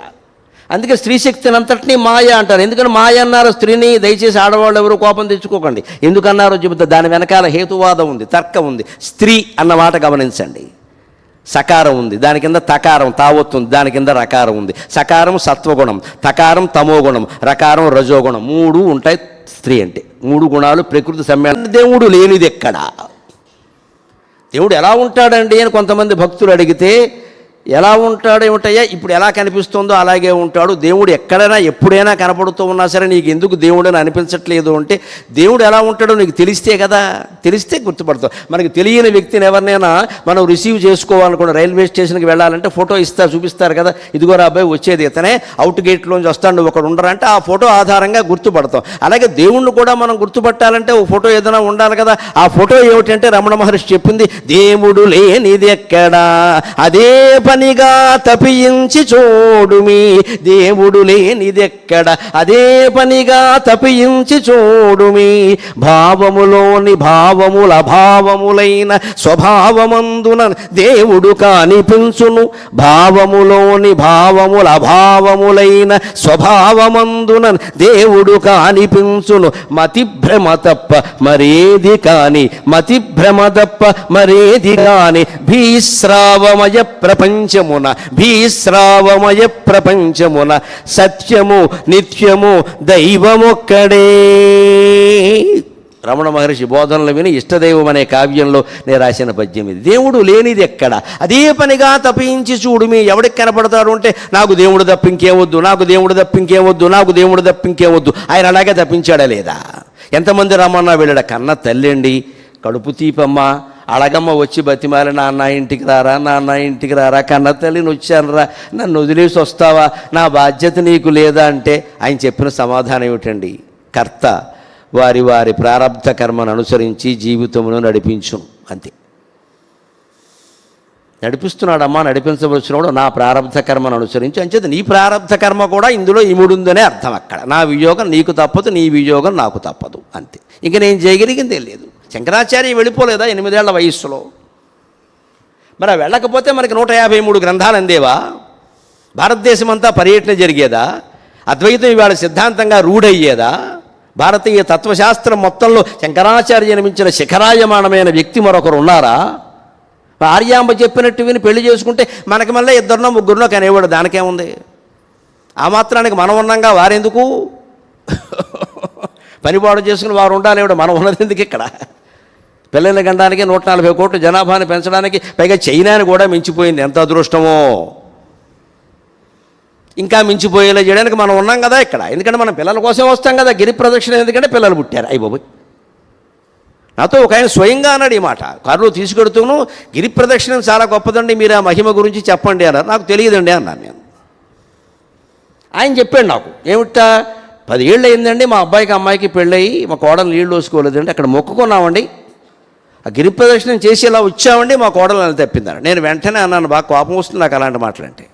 అందుకని వెంటనే అన్నా, చాలా ఓపికగానే అన్నా, అవునయ్యా, పాతాళ గుహలో కూర్చుని బిక్క చచ్చిపోయి తొడ చర్మం నేరకు అతుక్కుపోయేలాగా రమణ మహర్షి తపస్సు చేసింది నీ కోడలు నీళ్ళు వేసుకోవడానికి అయ్యా అని చెప్పాను. ఈ పిచ్చి కోరికలంటే మనం ఇక్కడ కూర్చేది ఆలోచించుకోండి, అందరూ ఆలోచించుకోండి. ఈ కోరికలతో ఉన్న జనమే ఎక్కువ వస్తున్నారు ఇక్కడికి. ఇక్కడికి వచ్చే ముందే కోరికలను వదిలేసి రావాలి. అరుణాచలం అంటే అది వచ్చే ముందే వదిలేసి రావాలి. ఇక్కడ రమణ మహర్షి ఉండగాను ఒక పెద్ద సంగీత విద్వాంసురాలు, పేరు అనవసరం, బ్రహ్మాండమైన కచేరీ చేసింది. సహజంగా పేరున్నది, బాగా పాడుతూ బాగా చేసింది. చేశాక ఎంత పెద్దవాళ్ళకైనా కళాకారులకి ఒక లోపం ఏమిటంటే, ఆ ఎదుటి వాళ్ళు మెచ్చుకోవాలి, స్పందించాలి, ఏదో అనాలి. ఓ పక్క భారతరత్న ఇచ్చినా సరే ఈ ఎదుటివాడు వచ్చి ఏదో అనాలి. ఈయనేం అనలేదు, నిర్వికారంగా ఉంటాడు. ఆయన ఏమంటాడు? అందుకని ఆవిడే ఈయన దగ్గరికి వచ్చి ఏదో త్యాగరాజస్వామిలాగా సంగీతం పాడి తరిద్దామని అని అది అంటే, అవునమ్మా నువ్వు తరిస్తావని నేను అంటాడేమో, బాగుందని అంటాడేమో. అప్పుడే అనలేదు. ఏదో త్యాగరాజస్వామిలాగా నేను కూడా సంగీతం పాడి తరిద్దామని అంటే, ఆయన పాడి తరించలేదమ్మా, తరించాకే పాడాడు అని చెప్పాడు ఆయన. ఇది తేడా. ఒక యోగి దృష్టికి రోగి దృష్టికి తేడా ఎలా ఉంటుంది? పాడి తరించలేదమ్మా, ఆయన తరించాకే పాడాడు. అంటే ముందు నువ్వు తరించాలి. అరుణాచలం రావాలంటే దానికి మనకుండే అర్హత ఏమిటంటే కోరికలు వదిలేయడం. కోరికలను పెట్టుకు ఇక్కడ రావడం ఏంటి? దొంగతనం చేసి పోలీస్ స్టేషన్కి వెళ్ళినట్టు. వాడు వెతకుండా మనమే వెళ్ళామన్నమాట. దొంగతనం చేసి పోలీస్ స్టేషన్కి వెళ్తావా? కనీసం దాక్కో బే, నేరుగా వెళ్ళి చేశానంటే రావయ్యా, మాకు అనవసరంగా శ్రమ తెప్పిందంట, టీచర్ లోపల పంపిస్తాడు. కోరికలు పెట్టుకుని ఇక్కడికి రావడం, వాటి గురించి ఇంకా ప్రచారం చేయడం, మాకు తీరింది అంటే వీటి కోసమా? దానికోసం ఎంత దూరం రావాలా? ఆయన ఆ కోరికలతో ఉంటే అడగమ్మ గారి కోరిక తీర్చచ్చు కదండి. తల్లి కోరిన కోరిక అంతకంటే గొప్పదనం ఉందా? తల్లి అడిగితే వ్యాసుడు ఎంత పని చేశాడు, మరి చేయొచ్చు కదా. కానీ ఆయన నిర్ణయించుకున్న భవిష్యత్తు వేరుగా ఉంది. అందులో ఎవరు వేలు పెట్టడానికి వీళ్ళేది. ఇక్కడ తల్లి సహా తండ్రి సహా కుదరదండి అది. ఎందుకంటే ఆయనకి స్పష్టంగా తెలిసే ఉంటుంది. ఎందుకంటే మనకి తెలియంది, ఆయనకి తెలిసింది ఏమిటంటే మనం శరీరంలో ఆత్మ ఉంది అనుకుంటాం. చాలా పొరపాటమా? ఆత్మలోనే శరీరం ఉంది. శరీరంలో ఆత్మ ఉంది అని దీన్ని ఎలా వెతికే ప్రయత్నం చేస్తూ ఉంటాం మనం ఇక్కడ. లేకపోతే హనుమంతుడి ఫోటో చూస్తాం, ఆయన గుండె చీలినట్టు, అందులో రాముడు సీత ఫోటో, అది చిత్రకారుడు వేశాడు. హనుమంతుడి హృదయంలో రాముడు అలా ఉండడు, ఓ ఫోటోలా ఉండడు అక్కడ. అలా ఉంటే సరిపోరు కూడాను. హనుమంతుని మనస్సులో ఎప్పుడూ రామనామస్మరణ నడుస్తోందని చెప్పడానికి ఆ చిత్రం చూపిస్తారు. అంతేగా ఆయన ఇలా లాగ్గానే ఓ ఫోటో కనపడదు అక్కడ. ఆ చెప్పిన ఉద్దేశం అర్థం చేసుకోగానే ఆ గుండె చీల్చింది ఎప్పుడు, ఎన్ని అంగుళాలు చీలింది, ఎక్కడ చీలింది, ఇదంతా కెమెరా ఫోటోగ్రఫీ కోసం. ఇప్పుడు అక్కడికి వెళ్ళి మొత్తం పామేయాలి, తోమేయాలి. ఒకవేళ ఆ గుండె చీల్చడానికి ముందు ఆయన ఏదైనా చెరువులో స్నానం చేస్తుంటే మనం కూడా అక్కడ వెళ్ళి మునిగా చెరువు పాడు చేసేయాలి, ఇంకెవడికి పనికి రాకుండా. మన దృష్టి అంతా ఎంతసేపు అది ఎక్కడ జరిగింది, ఎప్పుడు జరిగింది, ఏది ఎక్కడ జరిగింది, ఎప్పుడు జరిగింది. This all unnecessary, this is non sense. నాకు కోపం వస్తే ఇంగ్లీష్ వస్తుంది. This is non sense. అసలు ఎక్కడ జరిగింది, ఎక్కడ పుట్టారు, తల్లి పేరు, తండ్రి పేరు, ఇవి అడగండి ఎవరిని. అసలు మహాయోగులకి ఇవి ఉండవండి. అసలు ఆయన ఏం చెప్పారు, ఏం చేశారు అడగండి అంతే. ఈ సంఘటన ఎక్కడ జరిగిందండి, ఎప్పుడు జరిగిందండి, ఏదో క్రోనలాజికల్ ఆర్డర్ ఎందుకు వచ్చింది ఇది? పత్రికల వాళ్ళు రాసుకునే మాటలు అవి. ఎక్కడ జరిగింది ఏమిటో చూడు. ఎక్కడ జరిగింది ఎందుకు అడుగుతాం మనం? రైలు ఎక్కేయాలి, వెంటనే అక్కడికి వెళ్ళిపోవాలి, అక్కడ పామేయాలి. ఈ అజ్ఞానమే వదిలించుకోవాలి బాగా, లేకపోతే ఎక్కడికి పోయటం. అందుకని ఆత్మలో శరీరం ఉందండి, శరీరంలో ఆత్మ లేదు. ఆత్మలో శరీరం ఎలా ఉంటుంది? మనం ఎందుకు శరీరాన్ని భిన్నంగా చూస్తున్నామండి? నేను ఇక్కడ ఉన్నాను, వారు అక్కడ ఉన్నారు, వీరు ఇక్కడ ఉన్నారు. వీరి శరీరం కంటే నా శరీరం భిన్నమని ఎందుకు అనుకుంటున్నా? మధ్యలో ఖాళీ ఉంది కాబట్టి. గమనించండి, ప్రాక్టికల్ ఎగ్జాంపుల్. మధ్యలో ఖాళీ ఉంది, వీరి శరీరానికి నాకు మధ్యలో ఖాళీ ఉంది. ఈ ఖాళీని నేను ఒక వస్తువుగా భావించలేకపోతున్నా. అందుకని మధ్యలో వారు వేరే, నేను వేరే అంటున్నా. వాస్తవం ఏమిటంటే మా మధ్యలో ఖాళీ లేదు, ఖాళీ మధ్యలోనే మేము ఉన్నాం. ఇక్కడ ఉన్నదే ఖాళీ. ఆకాశ స్వయం విష్ణు, ఉన్నదే ఖాళీ. దానికి లెక్క రమణ మహర్షి చెప్పిన ఉదాహరణ ఏమిటంటే, అయ్యా పెద్ద కాగితం మీద బొమ్మ వేసావు, ఏదో రామలక్ష్మణులు సీతారాముల పట్టాభిషేకం బొమ్మ వేసావు అనుకుందాం. పెద్ద కాగితం అది, దాని మీద మధ్యలో ఏదో నువ్వు మార్జిన్ గీసుకుని నువ్వు బొమ్మ వేసావు కదా, బాగానే ఉంది. ఇప్పుడు కాగితం మీదలో బొమ్మ ఉందా, బొమ్మలో కాగితం ఉందా చెప్పమన్నాడు ఆయన. చాలా సులభమైన ఉదాహరణ, మనకు బాగా తెలియదు. కాగితంలో బొమ్మ ఉందా, బొమ్మలో కాగితం ఉందా?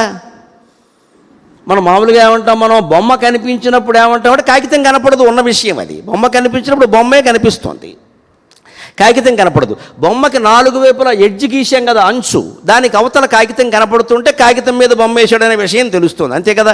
ఒకవేళ అంచులు కూడా కత్తిరించేస్తే బొమ్మే అంటాం, కాగితం అనం మనం. కానీ బొమ్మ కింద కాగితం ఉందా లేదా?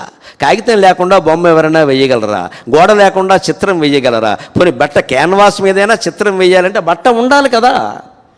అంటే ఇప్పుడు వస్త్రంలో చిత్రం ఉందా, చిత్రంలో వస్త్రం ఉందా? ఇది చిత్రమైన ప్రశ్న.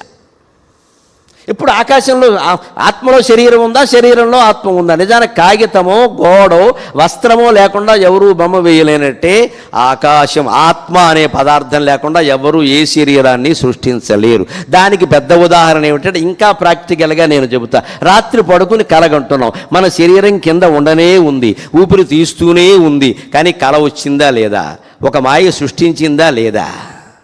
ఆ కళలో మనం ఉన్నామా లేదా? ఎవరూ లేని కళ, ఎవరైనా లేని కళ మనకు రావచ్చేమో, కానీ మనం లేని కళ మనకు రాదు. ఖచ్చితంగా మనం లేకుండా కళ మనకి రాదు. అందులో మనం పాత్రగా ఉండి తీరుతాం కదా. మనం ఇక్కడ పడుకున్న నేను మనమా, కలగంటున్న నేను మనమా? 2 నేళ్ళు ఎక్కడి నుంచి వచ్చే గమనించండి. దేవుడు అయితే లేడు అక్కడ, 2 మనమే. ఎందుకని పొద్దున్న లేవగానే రాత్రి వెంకటేశ్వర కళ్ళలోకి వచ్చాడు, ఆయనకి పనే లేదు నీకు రావడానికి. అలివేలు మంగ కళ్ళలోకి వచ్చాడు లేదో అనుమానం నీకు వస్తాడు ఇక్కడ. ఆవిడ పాపం కొండ కింద ఉండి నడిజాములోనే పాట పాడుకుంటూ కళ్ళలోకైనా వస్తే బాగుండు అనుకుంటా. ఆవిడికి రాడు, మనకు వచ్చేస్తాడు ఇక్కడ. 500 కోట్లు మింగిన వాడికి వెంకటేశ్వర కళ్ళలోకి వస్తాడు, అలివేలు మంగకి రాడు. వీళ్ళు గొప్పలు ఇవన్నీ. ఇక్కడ వెంకటేశ్వర స్వామితో పాటుగా వెదురుగొట్టం కూడా కల్లోకి వచ్చి ఉండొచ్చు, వేప చెట్టు కూడా కల్లోకి, ఆ విషయం చెప్పడం, ఎందుకంటే వేప చెట్టు కల్లోకి వచ్చిందంటే గొప్పతనం ఏముంది. కానీ వచ్చిన వేప చెట్టు, వెదురుగొట్టం, వెంకటేశ్వర స్వామి అన్నీ ఈ పడుకున్న జీవుడే, దేవుడు ఎవడు లేడు అక్కడ. మరి ఒక శరీరంతో మనం పడుకుని నేను అనేది ఒకటి అక్కడ ఉండగా ఇంకో నేనుని మనమే సృష్టించుకుని ఒక కలగనడం అనేది నిజమైనప్పుడు భగవంతుడు పరమాత్మ అనేటువంటి దివ్య తేజో రూపంలో ఉండి ఆత్మ అనేదాన్ని ఆయన జీవాత్మ అనేదాన్ని సృష్టించుకుని ఈ జీవాత్మల రూపంలో ఆయనే ఒక చదరంగం ఆట ఆడుకుంటున్నాడు అంటే అబద్ధం ఏదైనా ఉందా? పక్కా నిజం, పక్కా నిజం. అది నడుస్తుంది. అందుకని ఎంత చిత్రమైనా దాని కింద కాగితం ఉన్నట్టే. కాగితంలో చిత్రం ఉంది కానీ చిత్రంలో కాగితం లేదయ్యా. నువ్వు చిత్రాన్ని పీల్చినా దగ్ధం చేసినా కాగితం కనపడదయ్యా, బొమ్మే ఉంటుంది. కానీ దాని వెనకాల ఉన్న అంచులు 4 గమనిస్తే మధ్యలో చిత్రం ఉంది అనేది నీకు తెలిసింది కదా. ఆత్మలోనే శరీరం ఉందయ్యా అన్నాడు. ఇంకో మాట, తెలుగు భాష ఎంత గొప్పదో గమనించండి. ఏదైనా కేసు గురించి ఎంక్వైరీ చేసినప్పుడు ఏమంటారండి? పోలీసులు ఆరా తీయగా, ఏమిటి ఆరా? ఏమిటి ఆరా తీయడం ఏమిటి? ఆరా అంటే మహాయోగి మహాజ్ఞాని షిరిడీ సాయి రమణ మహర్షి కృష్ణమూర్తి గారు లాంటి వారికి వెనకాల ఉండేటువంటి మండలాకృతిలో ఉండే తేజస్సు, అది సంస్కృతం మాట. దానికి ఆరా అని పేరు. పతంజలి యోగశాస్త్రం చదివిన వాళ్ళకి అర్థమవుతుంది. ఆరా అంటారు. అది రమణ మహర్షి వెనకాలో షిరిడీ సాయి వెనకాలో మరొకరు వెనకాల ఉంటే ఎవరికి కనపడుతుంది? ఆ స్థాయి వాళ్ళకి కనపడుతుంది, మనకు కనపడదు. అది ఆ స్థాయి ఉంటేనే కనపడుతుంది. ఇది వాళ్ళకి కనపడినప్పుడు మహానుభావుడు అని వెళ్ళిపోతారు అంతే. ఇంకా మళ్ళీ అక్కడ ఎక్కువసేపు వెళ్ళిపోతారు మహాన్. లేకపోతే వాళ్ళతో ఏదైనా పని ఉంటే రావలసినప్పుడు సమయంలో వస్తారు, ఏం చేయాలో చెబుతారు. తులసీదాస్ దగ్గరికి హనుమంతుడు వచ్చి రామచరితమానస రాయమని చెప్పాడు. ఆయనకి తులసీదాస్ వెనకాల ఉండే తేజస్సు ఆయన కనపడింది హనుమంతుడు కాబట్టి. హనుమంతుడికి ఉండే తేజస్సు తులసీదాసుకు కూడా కనపడింది, మనకెందుకు కనపడుతుంది? ఇది ఆరా. ఇప్పుడు ఈ ఆరా వెనకాల ఉన్నప్పుడు మండలాకారంలో ఆ ఆరాలకే ఈ శరీరం తగిలింపబడిందండి, చొక్కా తీసి చిలక్కొయ్యకి తగిలించినట్టుగా. అందుకని ఆత్మలో శరీరం ఉంది అన్నారు రమణ మహర్షి. శరీరంలో ఆత్మ ఉందని చెప్పాలా. చొక్కా తీసి చిలక్కొయ్యకి తగిలించామండి. చొక్కా చిలక్కొయ్యకి తగిలించాము, చిలక్కొయ్యను చొక్కాకి తగిలించలేదుగా. అది గోడకు ఉంది, దానికి ఇలా తగిలించి. ఇప్పుడు హ్యాంగర్ అన్నాం, దాన్ని తగిలించాం, అంతే కదా.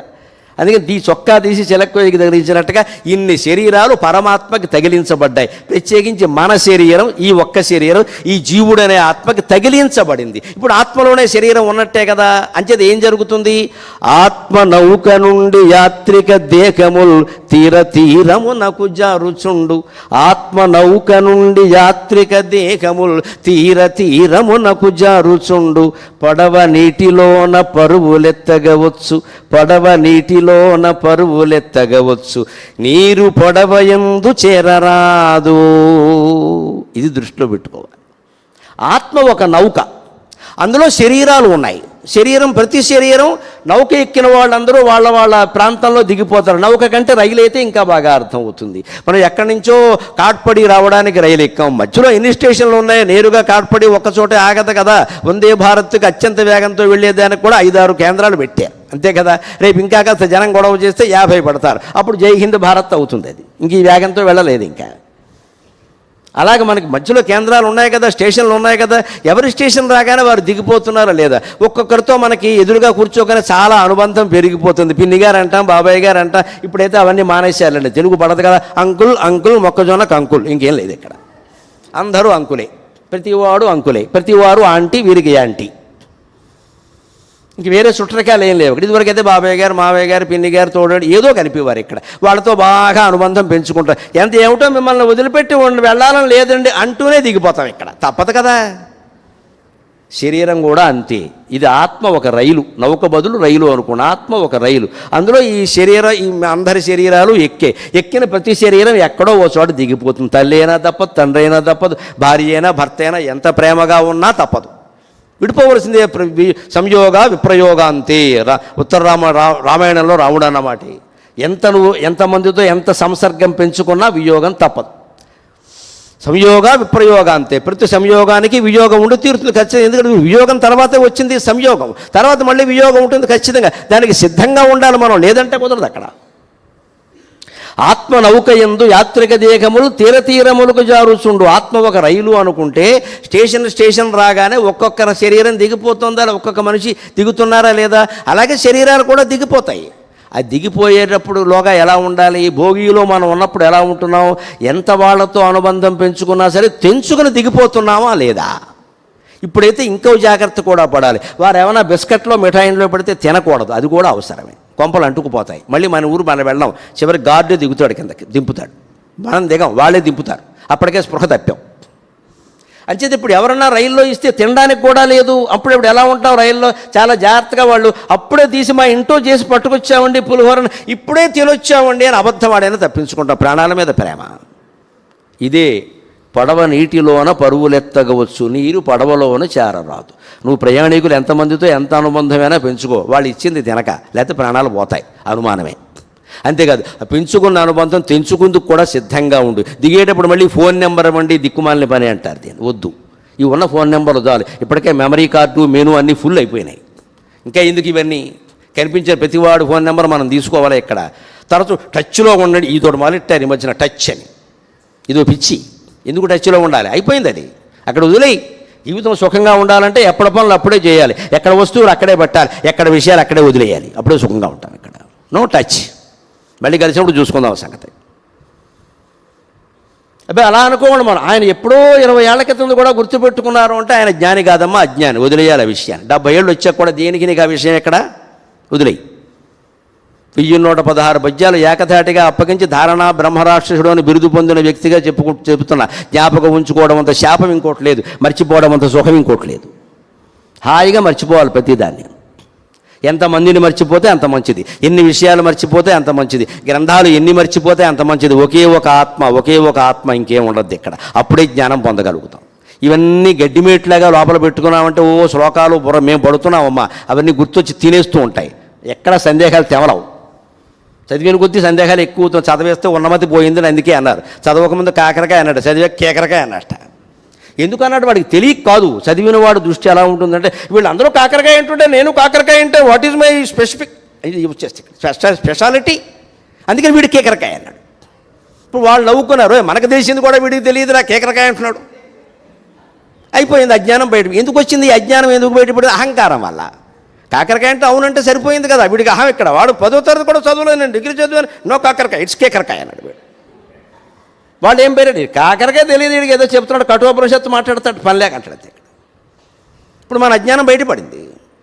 అంటే దానికి మూలం అహంకారమే. అంటే ప్రయాణికులతో ఎంత మనం ప్రయాణించినా, ఎంత స్నేహం చేసినా, దిగిపోయేటప్పుడు నిర్మమకారంగా నిరహంకారంగా దిగిపోతున్నామో లేదా. సరిగ్గా ఈ ఆత్మలో ఈ శరీరం ఒక పొడవ అనుకుంటే, ప్రయాణికుడు అనుకుంటే శరీరం జారిపోతూ ఉంటే మనం అలాగే ఉంటాం. ఇక్కడ ఇంకో జన్మ ఎత్తాల్సి రావచ్చు, ఏదో అదృష్టం బాగుంటే జన్మరాహిత్యమే రావచ్చు. దానికి సిద్ధంగా ఉండాలంటే సంసార జీవితంలో ఉన్నప్పుడు కూడా, ఉద్యోగ జీవితంలో ఉన్నా కూడా, వ్యాపార జీవితంలో ఉన్నా కూడా, ఏ వృత్తిలో ఉన్నా కూడా పూసుకోవద్దు, రాసుకోవద్దు, ఎక్కడిదక్కడ వదిలేయాలి. పడవ నీటిలో ప్రయాణిస్తూ ఉంటే ఇబ్బంది లేదండి. నీరు నెమ్మదిగా రంధ్రాల్లోంచి పడవలో చేరిందనుకోండి, పడవ మునిగిపోతుంది ఖచ్చితంగా. అదే నీటిలో ప్రయాణిస్తున్న పడవకి నీరు ప్రయాణం చేసేటప్పుడు మిత్రుడైంది, లోపలికి వచ్చిందంటే శత్రువు అయింది. మన బంధాలు కూడా అంతేనమ్మా. ఎక్కువ పూసుకుంటే రాసుకుంటే శత్రువులు అయిపోతాం. ఎక్కడిదక్కడ వదిలేస్తే సుఖంగా ఉంటాం. ఇంటికి ఎవరో ఒక ఆవిడ మాట్లాడడానికి వచ్చింది, ఓ గంట సేపు మాట్లాడింది. అప్పటికే గంట చాలా ఎక్కువ ఈ కాలంలో. మాట్లాడాక వెళ్ళిపోతుంటే మళ్ళీ రండి అనకూడదమ్మా, వస్తే చాలా తలనొప్పి, వెళ్ళొస్తానంటే మంచిదండి అని తెలిపేసుకోవాలి అంతే. మళ్ళీ పిలవదు. మళ్ళీ వస్తే మళ్ళీ 2 గంటలు కూర్చో, ఎందుకంటే గంట కూర్చోబెట్టాం, అప్పటికే 2 సార్లు కాఫీ ఇచ్చాం, మళ్ళీ వస్తుంది, ఇంకో 2 గంటలు కూర్చుంటుంది ఇక్కడ. మన మనస్సులో ఆలోచనలు కూడా అటువంటివి. ఆలోచనలు ఎప్పుడూ అతిథులు లాంటివి, పట్టించుకుంటే ఉంటాయి, పట్టించుకోకపోతే ఉండవు. గెస్టులు అందరూ అంతే, మనం పట్టించుకుంటే ఉంటారు, పట్టించుకోకపోతే వెళ్ళిపోతారు. మన ఆలోచనలు కూడా అంతే. వచ్చిన ప్రతిదాన్ని గురించి మళ్ళీ ఆలోచించేది ఎక్కడిదక్కడ వదిలేయి, అప్పుడు సుఖంగా ఉండగలుగుతాం. అలాగా ఆ శరీరాలు జారిపోతూ ఉంటే తెలుసుకుంటే పడవ నీటిలో ప్రయాణిస్తున్నా సరే నీరు పడవలో చేరకుండా మనం జాగ్రత్త పడగలం ఖచ్చితంగా. ఇప్పుడు ఇంకొక మాట తెలుసుకుందాం. ఆయన చెప్పింది మాయా అంటున్నారు కదండి, మాయ అంటే ఏమిటి అని అడిగాడు. అడిగిన ఆయన ఫ్రెంచ్ దేశీయుడు. విదేశీయులు కూడా చాలామంది ఇప్పటికే వస్తున్నారుగా. వాళ్ళకి నిజంగా గాఢమైనటువంటి జ్ఞానాసక్తి ఉంటుందండి. నేను వాళ్ళలో గమనించింది ఏమిటంటే, ఫారినర్స్లో గాఢమైన జ్ఞానాసక్తి ఉంటుంది. మనకిలాగా పామేద్దాం, తోమేద్దాం, పసుపు రాసేద్దామని చూడరు వాళ్ళు. ఎందుకంటే వాళ్ళకి ట్రాన్స్లేట్ అయిన ఇంగ్లీషు పుస్తకాల్లో జ్ఞానం మాత్రమే ఉంది. పాల్ బ్రెంటన్ కానీ, ఇక్కడ డేవిడ్ బ్రాడ్మెన్ కానీ వాళ్ళు ఎవరు రాసిన పుస్తకాల్లో ఆ జ్ఞానం మాత్రమే ఉంది అక్కడ. అవే చదివారు. అందుకే వాళ్ళు ఏదో ఒక మూల కూర్చుని అలా కళ్ళు మూసుకొని ధ్యానం చేసుకుందామని చూస్తారు, కానీ ఎవరు వచ్చారనేది వాళ్ళు పట్టించుకోరు అసలు. రమణ మహర్షి కోసం వచ్చారు, అక్కడ ఉంటారు, వెళ్ళిపోతారు, అంతే. అదే తేడా. అందుకని ఫ్రెంచ్ దేశీయుడు అడిగాడు, మాయ అంటే ఏమిటి అని అడిగాట. అడిగిన రోజున ఆయన ఏం చెప్పలా, మౌనంగా ముందుకు వెళ్ళిపోయారు. ఏమో భోజనాల సమయం అయింది కదా, 11:30 కదా, వెళ్ళిపోయారేమో అనుకున్నాడు. మర్నాడు మళ్ళీ అడిగాడు ఖాళీగా ఉన్నప్పుడు, చెప్పలేదు. 4-5 సార్లు అడిగాడు, చెప్పలేదు.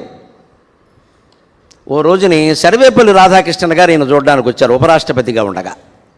50 వరకు ఈయన ఉన్నారు కదా, 40 ఏళ్ళునే ఆయన ప్రథమ ఉపరాష్ట్రపతి కదా, మహామేధావి, గొప్ప తత్వవేత్త. భారతీయ తత్వాన్ని, హిందూ తత్వాన్ని ప్రపంచమంతా వ్యాపింపజేసిన మహానుభావుడు సర్వేపల్లి రాధాకృష్ణన్ గారు. ఆయనకి తత్వం తెలుసును, తత్వవేత్తను చూడాలని సహజంగా ఉంటుంది. అందుకని ఆయన వచ్చారు. ఆయన వస్తున్నారని తెలిసి ఆశ్రమంలో సరే యజమానులు వాళ్ళు, మేనేజర్లు వాళ్ళు ఏవో ఏర్పాట్లు చేశారు. వాళ్ళంతా కలిసి ఆయన తీసుకొచ్చారు. అది ఇదండి, ఇది మాతృభూతేశ్వరాలయం అండి, ఇక్కడ ఆయన కూర్చున్నారండి, ఇక్కడ అదండి, ఆయన ఇవి చూపించారు. ఈయన దారి నేను ఇక్కడ ఉన్నారు. ఆ హాల్లో ఆయన కూడా వచ్చి కూర్చున్నారు, అందరితో పాటే మౌనంగా కూర్చున్నారు. ఆయనతో పాటు 50-25 మంది వచ్చారు వెనకాల. వస్తారుగా గొప్పవాళ్ళు వచ్చినప్పుడు వెనకాల వచ్చారు, కూర్చున్నారు. వాళ్ళంతా కూర్చున్నారు. ఏదో అక్కడ మాట్లాడేవాళ్ళు ఎవరో ఏదో మాట్లాడారు, ఈయనేం మాట్లాడలే. ఆయన కూడా మౌనంగా ఉండడానికే వచ్చాడు, ఆయనకేం సందేహం ఉండి అడుగుదామని రాలా, ఆ సన్నిధిలో కూర్చుందామని వచ్చాడు. ఒక అరగంట కూర్చున్నాక ఆయన లేచాడు. ఆయనతో పాటు విచిత్రం ఏం జరిగిందంటే, ఆయనతో పాటు వచ్చిన 25 మంది కాకుండా ఈ హాల్లో కూర్చున్నటువంటి 50 మందిలో 49 మంది లేచారు. ఒక్కడే లేవల. ఆ లేవనవాడు ఎవడంటే ఈ ప్రశ్న అడిగిన వాడే, ఈ ఫ్రెంచ్ దేశీయుడైన వ్యక్తి ఒక్కడే ఉన్నాడు అక్కడ. వాడు లేవల, మిగిలిన అందరూ లేచారు, ఆయనతో పాటు వెళ్ళిపోయారు. అప్పుడు ఈయన పిలిచాడు, దా లద్దా, మొన్న 4 రోజుల క్రితం అడిగా, ఇప్పుడు అడుగు అన్నాడు. మాయ అంటే ఏమిటంటే ఇదే ఇప్పుడు జరిగిందిగా. అంటే వీళ్ళు ఎందుకోసం వచ్చారు ఇక్కడికి? రమణ మహర్షి కోసం, జ్ఞానం కోసం, మౌనం కోసం, ధ్యానం కోసం అన్నారు కదా. మరి వచ్చిన వాళ్ళు ఆయన రాగానే ఎందుకు వెళ్ళిపోవాలి? ఇదే మాయ. ఆ గొప్ప వాళ్ళని చూడగానే మాయలో పడతారు అందరూ కూడా. మనం అలా పడ్డాం. ఇదే మాయ. నీ కళ్ళెదురుగా జరిగింది కదా, నువ్వెందుకున్నావు? నీకు ఆ ప్రశ్నకి జవాబు తప్పితే వేరే ఏం దొరకక్కల, అందుకని ఉన్నావు నువ్వు. ఇంత తీవ్రమైన తపన ఉంటే అన్ని ప్రశ్నలకి సమాధానాలు మనకి దొరికేస్తాయి, అన్ని ప్రశ్నలకి దొరికేస్తాయి. దేనికి సందేహించాల్సిన పని. అందుకే మరోసారి చెబుతున్నా, జ్ఞానులు, యోగులు, గొప్ప వ్యక్తులు లాంటి వాళ్ళు కనిపించినప్పుడు వారి సాహిత్యం చదవండి, వారితో సాన్నిహిత్యం కోరుకోకుండా దయచేసి.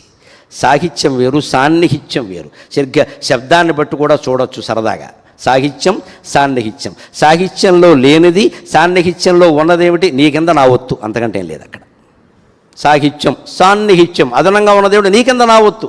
నీ కింద నా ఒత్తే నీ గొడవలు నా గొడవలు మాట్లాడుకుంటూ కూర్చోవడం, ఇదే నీ కింద నా ఒత్తు. ఇక మనం కలిసాము అంటే ఇదే. ఇంకా మేము ఆయనతో కలిసాం, మాట్లాడాం, మాకు చాలా ప్రాధాన్యం ఇచ్చారు, నా భుజం మీద చేశారు, ఇదంతా గొడవ ఇక్కడ. మనం జ్ఞానంలో అయ్యామో లేదో తెలియదు, కానీ ఆయన అజ్ఞానం అయ్యాడు ఖచ్చితంగా. ఎందుకంటే ఇంకొకళ్ళు పట్టుకుంటారు తర్వాత, వారి ఇంటికి వెళ్ళారు, మా ఇంటికి ఎందుకు రాలేదు? వారికి దర్శనం ఇచ్చారు, మాకెందుకు ఇవ్వాల? అందుకని ఎప్పుడు మనకంటే ఎవరైనా నాలెడ్జబుల్ పర్సన్స్, జ్ఞానులు, యోగులు, మహానుభావులు ఉన్నారు అంటే వారితో సాన్నిహిత్యం కాదు మనం కోరుకోవలసింది, సాహిత్యం. రమణ మహర్షి సాహిత్యం సిద్ధంగా ఉంది. బోల్డు పుస్తకాలు వచ్చాయి, బోల్డు పుస్తకాలు వచ్చాయి. దివ్య జీవన మకరందం రాశారు, ఇతి స్మరణీయం అతిరమణీయం అని నీలంరాజు లక్ష్మీప్రసాద్ గారు రాశారు. బోల్డు పుస్తకాలు ఉన్నాయి, హాయిగా చదువుకోవచ్చు. ఆయన ఎక్కడ కూర్చున్నారు, ఎక్కడ లేచారు, ఎక్కడ మంచినీళ్ళు తాగారు, ఈ ప్రదేశాలు కూడా అనవసరమైన విషయాలే నన్ను అడిగితే. వాటి మీద అంత శ్రద్ధ పెట్టాల్సిన అవసరమేం లేదు. ఇక్కడ ఎక్కడో అక్కడ కూర్చోవాళ్ళు కూర్చున్నాడు ఆయన. ఈ ప్రదేశాలను ఇంత ప్రసిద్ధం చేయడం కోసం కూర్చోలేదు, అవుతాయని ఆయన అనుకోలేదు. అక్కడ ఎక్కడో అక్కడ కూర్చోలా వద్దా? మనం ఏం చేస్తామంటే ఎంతసేపు చాలా సులభం, షార్ట్ కట్ బెనిఫిట్ అంటారు దీన్నే ఇంగ్లీష్లో. అక్కడ కూర్చున్న చోట మనం కూడా కూర్చుంటే ఏం వస్తుంది? ఏమిటి వస్తుంది? కాసేపటికి బామో తేలో రావచ్చు. ఆయన భయపడ్డు, మనం భయపడి చేస్తాం ఇక్కడ. ఆయన కాబట్టి ఆ పాతాళ గుహలో పావులు, తేళ్లు ఉన్న క్రిమికీటకాలన్నా కూర్చున్నాడు. మనం వెళ్ళి కూర్చోండి, ఇప్పుడు వెళ్ళి అరగంట కూర్చొని తలుపులు తీస్తాను నేను. ఎవరు కూర్చుంటారండి? చాలండి పుణ్యం, మాకు ఫోన్ వచ్చిందని వచ్చేస్తారు బయటికి. మనకి పుణ్యం కావాలి, జ్ఞానం అక్కల. దీని నుంచే మనం బయటపడగలగాలి. అంటే సృష్టి గురించి ఇంకా సందేహాలు కూడా, ఎంతోమందికి ఎన్నో సందేహాలు ఉంటాయండి. మేము పడుతున్నాంగా యాతన. అక్కడికి ఏదో మేమే గొప్ప జ్ఞానులం అన్నట్టు అవి మమ్మల్ని ఏదో అడుగుతారు. మేము కూడా ఏం చేస్తూ ఉంటాం, చెప్పకపోతే అజ్ఞానం అనుకుంటాడేమో అని ఏదో కూడా చెబుతాం. రౌడీకి ప్రత్యేకమైన ధైర్యమే ఉండదు, మన భయమే వాడి ధైర్యం. వాడికి 2 కాళ్ళు 2 చేతులు ఉన్నాయి, పెళ్ళాం బిడ్డలు వాడికి ఉన్నారు, మనకి ఉన్నారు. తేడా ఏమిటి అంటే మన భయమే వాడి ధైర్యం. మాకు కూడా ప్రత్యేకమైన జ్ఞానమే ఉండదమ్మా, మీ అజ్ఞానమే మా జ్ఞానం. అందుకని ఆయన్ని రకరకాల సందేహాలు భక్తులు అడుగుతూ ఉంటే ఆయన అన్నాడు, ఇక అడగడం మానేయి, దేహం ఉన్నంతకాలం సందేహాలు ఉంటూనే ఉంటాయి. ఇక్కడ మనకి ఎన్నో గ్రంథాల్లో, వేదాల్లో, శాస్త్రాల్లో, పురాణాల్లో ఎంతోమంది చెప్పినా సరే మళ్ళీ మనం అడిగితే ఇక్కడ చెప్పాలి ప్రత్యేకంగా వివరించి. పైగా అడిగే సందేహాలు ఏమిటి, మేము పడుతున్నాం కదా, వాలిని రాముడు చంపడం ధర్మవా, త్రేతాయుగంలో జరిగిందని నేను చేయమంటావమ్మా? నేను చంపలేదు, రాముడు నాకు చెప్పలేదు ఎందుకు చంపాడు. ఎప్పటికిదే ప్రశ్న. లేకపోతే ఇంకోటి ఉందండి, భారతంలో ఘోరమైంది, ద్రౌపది 5గురిని చేసుకోవడం న్యాయమా? మరి పాండవులు కూడా ద్రౌపది కాకుండా 5గురు చేసుకున్నారంటే వాళ్ళని అడగరే, పురుషాహంకారం అక్కడ. వాడికి ఇంకా 5గురు వేరే ఉన్నారంటే ధర్మరాజు భార్య పేరు దేవిక, భీమసేనుడి భార్య పేరు జలంధర, అర్జునుడికి సరే సుభద్ర ఉంది, ఇంకా వీరేనా ఇలావంతుడు తల్లి ఉలూపి, నాగకన్య, చిత్రాంగద, సుభద్ర అయ్యారు, చాలా అయ్యారు అక్కడ. నకులుడి భార్య పేరు కరేణుమతి, సహదేవుడి భార్య పేరు విజయ. వీళ్ళందరూ రకరకాల రాజకుమార్తెలు. ఆవిడ కర్మకాలంతో చేసుకుంది, అయితే పుణ్యం పుచ్చింది చేసుకుంది, వదిలేరాదా? ఇప్పుడు ఆవిడ పతివ్రతో కాదో నీకెందుకు ఇక్కడ ఈ చర్చ? మనకి ఎక్కువ. ఎందుకంటే కొత్త సందేహాలు కూడా ఏమి రావు, ఎందుకంటే గ్రంథం చదవలేదు వచ్చిన ఇబ్బంది. గ్రంథం చదివితే వచ్చే సందేహాలు వేరుగా ఉంటాయి. గ్రంథం చదవాలా, ఈయన దొరికాడు ఏదో ఒకటి అడుగుదాం కాబట్టి కలిపి ఏదో చెప్తాడు ఇక్కడ. ఈ మొత్తం సందేహాలకు సమాధానంగా ఆయన చెప్పింది ఒకటి, నాయన ఇంకా సందేహాలు అడక్కు, దేహం ఉన్నంతకాలం సందేహాలు ఉంటాయి.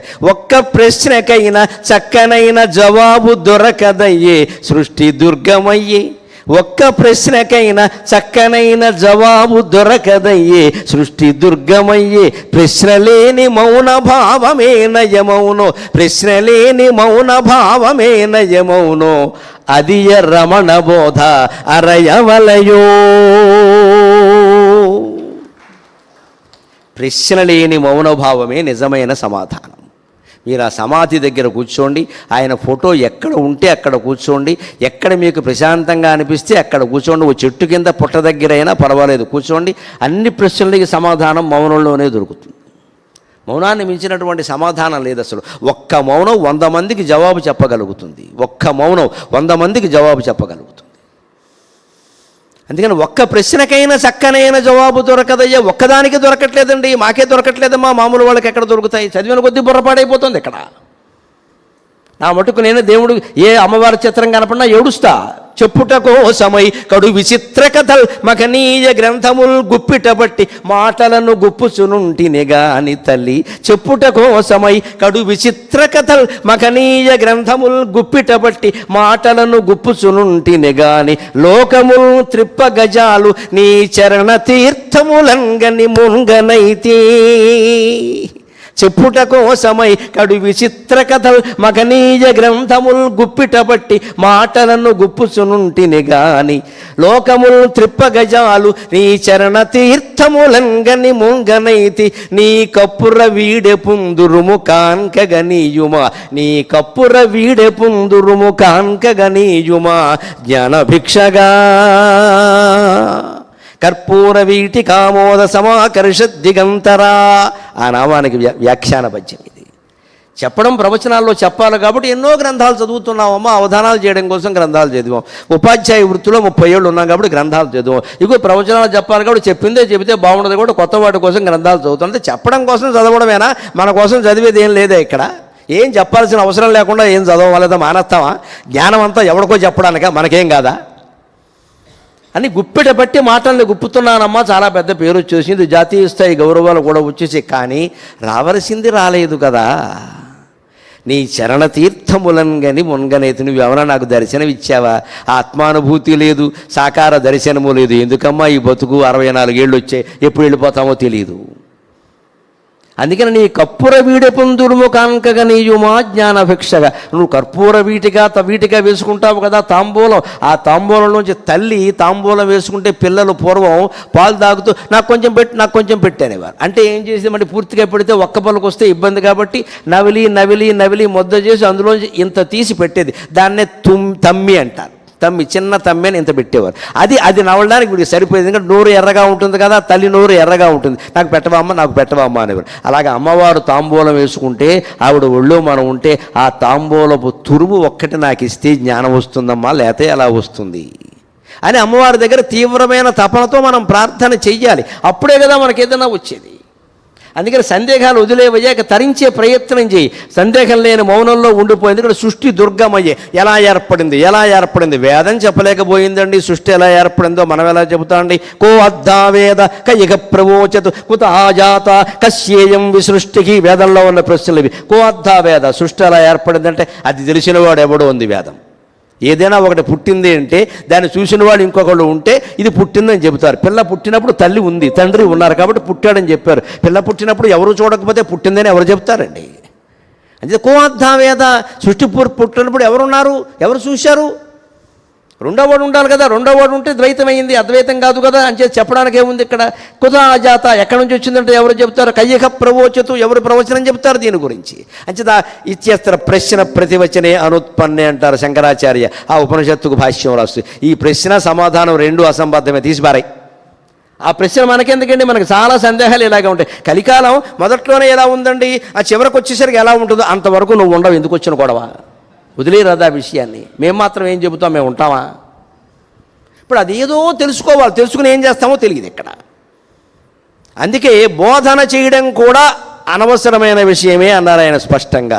ఏమంటే గురువులు ఉపదేశం చేయాలంటారు కదా, గురువు లేకుండా ఆధ్యాత్మికత నిలబడదు. ఇదో పెద్ద విచిత్ర ప్రచారం బాగా చేస్తున్నారండి. మనిషికి తపన ఉండాలి కానీ గురువుతో నిమిత్తం ఏమీ లేదమ్మా. అనవసరపు వ్యామోహాలు పడక్కల. దానికోసం వాళ్ళ కాళ్ళ మీద వీళ్ళ కాళ్ళ మీద పడ్డాం. ప్రతి పుట్టినరోజుకి నేను గురువు గారింటికి వెళ్తా, నీకు తలనొప్పి ఆయనకి తలనొప్పి. ఇక్కడ ఆయన కనపడితే కానీ నాకు తోచదు, నేను కనపడితే కానీ ఆయనకి తోచదు. నీవు కనపడితే కానీ ఆయనకు తోచట్లేదు అంటే ఆయన గురువో బరువో తెలుసుకోవసారి. ఇక్కడ భక్తుడు శిష్యుడు కనపడితే కానీ ఆయనకు తోచట్లేదు, ఎరా రాలేదు అని ఫోన్ చేస్తున్నాయంటే ఆయన గురువు కాదండి, దేశానికి బరువు. రమణ మహర్షి ఎవరికి అలా ఫోన్లు చేయలే, ఎవరిని రమ్మని అడగల. రాష్ట్రపతి అంతటి వాడు నాకు చూడాలని ఉంది, ఆయన నేను ప్రత్యేక విమానం ఏర్పాటు చేస్తానంటే ఇక్కడ ఆయన కార్యదర్శి వచ్చారు, మేనేజర్ ఉంటారు కదా, వచ్చి మిమ్మల్ని చూడాలంటున్నారండి, అక్కడికి రమ్మంటారు, ప్రత్యేక విమానం ఏర్పాటు చేస్తారంటే ఆయనకి నన్ను చూడాలని ఉందా? నాకు ఆయన్ని చూడాలని లేదు అని చెప్పిన ఒకే ఒక యోగి రమణ మహర్షి అమ్మ. నాకు ఆయన్ని చూడాలని లేదు, ఇదేమిటి నన్ను రమ్మంటే ప్రత్యేక విమానం నాకు దేనికి? ఇక్కడ గోచి పెట్టుకుని నేను కూర్చుంటే వస్తే ఆయన రమ్మని లేకపోతే వెళ్ళమను. వచ్చారమ్మా, చూశారు, వెళ్ళారు. మీరు మంచి ప్రవచనాలు చెప్తే బాగుంటుందండి, కాశీలో కూడా ఏర్పాటు చేస్తాం. ఇక్కడ సరిపోదా అన్నామలై అన్నాడు ఆయన. తిరువన్నామలై సరిపోదా, కాశీలో పెడతాం ఇంకా? ఆయన ఏమన్నా మాబోటివాడా ఖాతాలు పెంచుకోవడానికి? అక్కర్లేదే, వచ్చేవాడిని ఇక్కడ ప్రవచనం ఏమిటో మౌనంగా ఉంటే సరిపోలే. ఎందుకంటే బోధనలో ఉండే ప్రమాదం ఏమిటో ఆ మహర్షి ఎందుకు చెప్పాడో మాకు అనుభవంలో తెలుస్తోందమ్మా. బోధన చేయాలంటే ఏముండాలో తెలుసా? ఆత్మ ఉంది కదా, లేకుండా బోధనకు శవం ఏ బోధ చేయలేదు. ఆత్మ ఉంది, ఆత్మ నుంచి అహం పుట్టాలి, అహం నుంచి ఆలోచన పుట్టాలి, ఆలోచన మాటగా మారాలి, అప్పుడు కదా ప్రవచనం. ఆలోచించండి, ఆత్మ దాని నుంచి నేను అనేది ఒకటి పుట్టాలి. ఇక్కడ అంతటా నిండిన ఆత్మ కుదరదు. గరికపాటి నరసింహరావుకు ఉండే ప్రత్యేక జీవాత్మ ఒకటి ఉండాలి ఇక్కడ, లేకపోతే ఎలా చెప్తారండి? అందుకని ఆత్మ ఉండాలి, దాని నుంచి అహం నేను పుట్టాలి. అహం పుట్టేసిందిగా, సగం అజ్ఞానంలో పడ్డాం ఇక్కడ. ఆ పైన అది సరిపోదు, ఆలోచన రావాలిగా. ఇప్పుడు ఏవో చెబుతున్నామంటే ఆ పద్యాలు చూసుకున్నాం కదా, చదువుకున్నాం కదా. నేను రాసినవైనా చదువుకోవాలా వద్దా, ఇతరులు రాసినవి చదవాలా వద్దా, దానికి ఎంతో తయారవ్వాలా వద్దా, ఆలోచన ఉండాలి. ఎంత చేసిన ఆలోచన అంతా మాట రూపం ధరిస్తుందా? కొన్ని మర్చిపోవచ్చు, కొన్ని చెప్పలేకపోవచ్చు. అంచేత ఇప్పుడు ఆత్మకి ఈ మాట ఏమవుతుందో ఆలోచించమన్నారు ఆయన రమణ మహర్షి. మునిమనవుడు అవుతుందయ్యా అన్నారు ఆయన. ఆత్మ ఒక ఆయన, ఆయన నుంచి పుట్టింది అహం, ఆయన కొడుకు. ఈ ఆలోచన ఎవరు? ఆయన మానవుడు. ఈ మాట ఎవరు? ముని మానవుడు. ముని మనవుడు తాతగారి గురించి ఏం చెప్తున్నాడయ్యా నీ అజ్ఞానంగానే అన్నాడు ఆయన. ముత్తాతగారి గురించి చెప్పాలంటే ఆయన కొడుకు బాగా చెప్పగలడు, ఆయన కూతురు బాగా చెప్పగలదు. ఆ కూతురుకు పుట్టిన కొడుకు ఎంత చెబుతాడు, వాళ్ళ అమ్మ ఎంత చెప్పిందో అంతే చెబుతాడు. దౌహిత్రుడికి పుట్టిన వాడు ఎవడో చెప్పాలంటే వాడు ఏమంటాడు? పూర్వం ఎవరో ఉండేవారండి, మాకైతే 10 ఎకరాలు ఇచ్చారు కానీ ఇప్పుడు వారు లేరంటాడు. వీడికి 10 ఎకరాలు మిగిలాయి. అంచేత ముని మనవుడు తాతగారి గురించి చెప్పడం సాధ్యమేనా? అంచేత మాటలు ఎప్పుడూ ఆత్మను వర్ణించలేవు. కాబట్టి బోధన కూడా ఎంతవరకు ఉపయోగము అంటే విన్నదాన్ని మీరందరూ మననం చేసుకుని ఆచరణలో పెడితేనే ఉపయోగం, లేకపోతే ఇక్కడిదిక్కడే గోవిందా అయిపోయినట్టే లెక్క. యతో వాచో నివర్తంతే అప్రాప్య మనసా సఖా. ఇంకొక మాట చెప్పుకొని మనం సెలవు తీసుకుందాం. ఆ జ్ఞానం పొందడం కోసం మౌనంగా ధ్యానం చేస్తే ఎంత సంక్షోభంలో ఉన్న మనస్సేనా ఒకనాటికి మౌనంగా మారిపోతుంది, మౌనస్థితిలోకి వెళ్ళిపోతుంది. దానికి రమణ మహర్షి లాంటి సన్యాసి, ఆ మాట కూడా సరిపోదానికి అవధూత అనాలి. మన సంప్రదాయంలో అవధూతలు అంటారు ఇలాంటి వాళ్ళని. ఎందుకంటే సన్యాసులకు కూడా కొన్ని ఆశ్రమాలు, ఒక దీక్ష తీసుకోవడం, ఒక పద్ధతి, కొన్ని నియమాలు ఉంటాయి. ఏమీ లేవు వీనికి, అవేమీ లేవు. అందుకే నేను అవధూత అనాలి. యతీశ్వరుడు అవధూత లాంటివే పనిచేస్తాయి. ఆయనకు కూడా తోచిన ఉదాహరణ ఏమిటో తెలుసా? శ్లోకజ్ఞానం కంటే కూడా లోకజ్ఞానం ఎంత బాగా ఉందో. ఆత్మజ్ఞానం పొందడానికి నువ్వు ప్రయత్నం చేసినప్పుడు మనస్సు ఒక దశలో మోగగా మారిపోతుందయ్యా, దాన్ని మళ్ళీ కెలక్కు వదిలేయి. ఏ సమాధానమో దొరకకుండా ఇందాక చెప్పినట్టుగా ప్రశ్న లేని మౌనభావమే నయమోనో అది రమణబోధ అరయవలయో అని అందులోకి వెళ్ళిపోతుందయ్యా, దాన్ని వదిలే. ఇక మళ్ళీ నువ్వేదో పెంచగా ఇది నిజమేనా, ఇంకొకరిని అడిగి తెలుసుకుందాం, నీకే తెలుస్తుందిగా, ఇంక వదిలేయని. ఆయన ఉదాహరణ ఏం చెప్పారో తెలుసా?